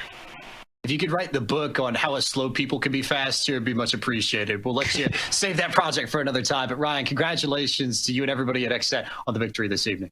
Thanks, guys. And thanks to iRacing, NASCAR, everyone at XSET for picking me up. Awesome organization. Ghost Lifestyle, Respawn Chairs. Just got my chair in. I'll probably be hooking that up soon. So thanks to XSET and all their sponsors. Ryan Luza, first victory of 2021 in the bag, runner-up tonight, and one of his best finishes, I'd argue, in just about all of his iRacing career. Steven Wilson for Roush Fenway Racing is with Tim Terry. Puts on a show this evening, comes home position number 2, and Steven, I'm sure it's not the finish that you wanted. It's not the win to get the playoff ticket, but how relieved are you in your 3rd race in this series to finish 2nd? Yeah, we don't get the playoff invitation, which is unfortunate, but still big. I'm only 3 races in, and like you said, still a rookie, still learning. Losing to Luza, it's his 4th win in the last, 5 years here now. So nothing to hang my head over. It's just we had a lot of pace as a team. I think the same setup finished 1st through 6th today. So we were definitely really fast, and it was a lot of fun, and we had good pace and led some laps. It's a strong run. What kind of momentum does this give you to go forward down the line and try to get that playoff ticket eventually to race for a championship? Yeah, this is big. If we can keep up the setup work like we did today, be just as fast, I think we are in a great position to move forward. I was just outside the top 20 before this race. So I assume that moves me up a good amount of positions to get towards the top 10 of the playoffs. So this is good momentum. We'll move on to the next race, hopefully with just as much speed and carry forward. Now, it looks like you're in some sort of a dorm room or what have you. Where are you racing from? Are you in university? What's the plan there? Yeah, I go to the University of Iowa. I live in a dorm. I don't have a roommate anymore, but just living here, no distractions. So, yeah. So there's no celebrating tonight with any roommates or any of the like, right? We might go to another room. I usually go hang out over there, but yeah, they'll be happy to know where I finished. They're big supporters. Well, congratulations. We'll see you in a couple of weeks. Yeah, and finally, I want to give a shout out to Roush Fenway for picking me up this year. Really appreciate it. Dead Zone setup work. I want to give a shout out to family that's watching. I know my dad was tuned in, so thanks to you guys for watching. And my grandma is on Twitter. I'm sure she'll be happy to see this. And the Peterson 785 crew for supporting me along the way too. They'll all have the thumbs going. That's Stephen Wilson coming home position number 2. James, a great run for the rookie, but a veteran comes home in number 3. Let's chat with Casey Kerwin. We turn from the Iowa Hawkeye to the man out of Matthews, North Carolina. It's Casey Kerwin, who finishes P3, the community favorite, driving for Exet for the first time this year with a solid finish. And Casey, I feel like when we look at your run, you've got a great teammate to lean on in Ryan Luza to learn how to get around this place. So how much did you lean on him to figure out how to make Vegas work for you in the week leading up to this race? Oh, definitely a ton. You know, being with Luza this year, not only on Exet, but on the setup side too with Dead Zone, it's been huge. He's helped me a ton just learning off of him. At Homestead last week, and especially this week at Vegas. Vegas has always been probably one of, if not my worst mile and a half. So to come have a run like this is great, and it's awesome for Exet to get a 1-3 this early in the season and get Luza locked into the playoffs. So yeah, but he's helped me a ton, especially this week, and also on like setup changes and things like that worked out great. So yeah, I'm happy to see that he got it done. I feel like if we step back from this, that may be the big overarching story of this night is Exet's performance across the board between you and Ryan. And it looks like this is a pairing that can really go places and contend for the team title. But what do you feel like this run tonight says about what you two are capable of working together throughout the rest of the season? Yeah, I think it just shows that we're definitely contenders for the team championship. I mean, that's what we're here. You know, both of us want to go for the drivers championship and win the $100,000, but also Exet wants to win the team championship. So, you know, last year was really rough for me, and I'm looking to turn that around. And I think with me and Luza, we can consistently have strong performances like this and be up there in the team championship. So, in the end, that's the goal. Try and have Exet P1 at the end of the year, and I think we can definitely do that. Congratulations on your podium finish, Casey. I know you'll have a lot of celebrating to do with the community, but go enjoy it, and we'll see you in Atlanta in a few weeks' time. Thanks, man. Yeah, I just want to say thanks to Exet for picking me up this year, and everyone who supports Exet, Ghost, HyperX, Scuff, Wahlburgers, Respawn, everyone, all the Exet chat people, they know who they are. They're big supporters of me and Ryan. And thanks to my brother, my family, all of them for supporting me, Houston and Dustin at Dead Zone for all the setup help. And of course, my Twitch chat, who is currently counting my ums of this interview. So, yeah, I just got to say thanks to everyone for all the support, and hopefully we can keep it rolling. Casey Kerwin, driver of the number 38 Ford Mustang for Exet Gaming, caps it off on a really strong day for that team all the way around to Theory. They'll be well pleased with the way their drivers performed tonight. So now we have a little bit of an opportunity, head to the strip and kind of breathe a little sigh of relief, and then we head back across the country. March 16th, 9 p.m., Atlanta Motor Speedway, round number 4. James, I love Atlanta. It always provides some great racing, and I think these drivers are all revved up after Las Vegas. I think we're in for one heck of a show here in 2 weeks' time.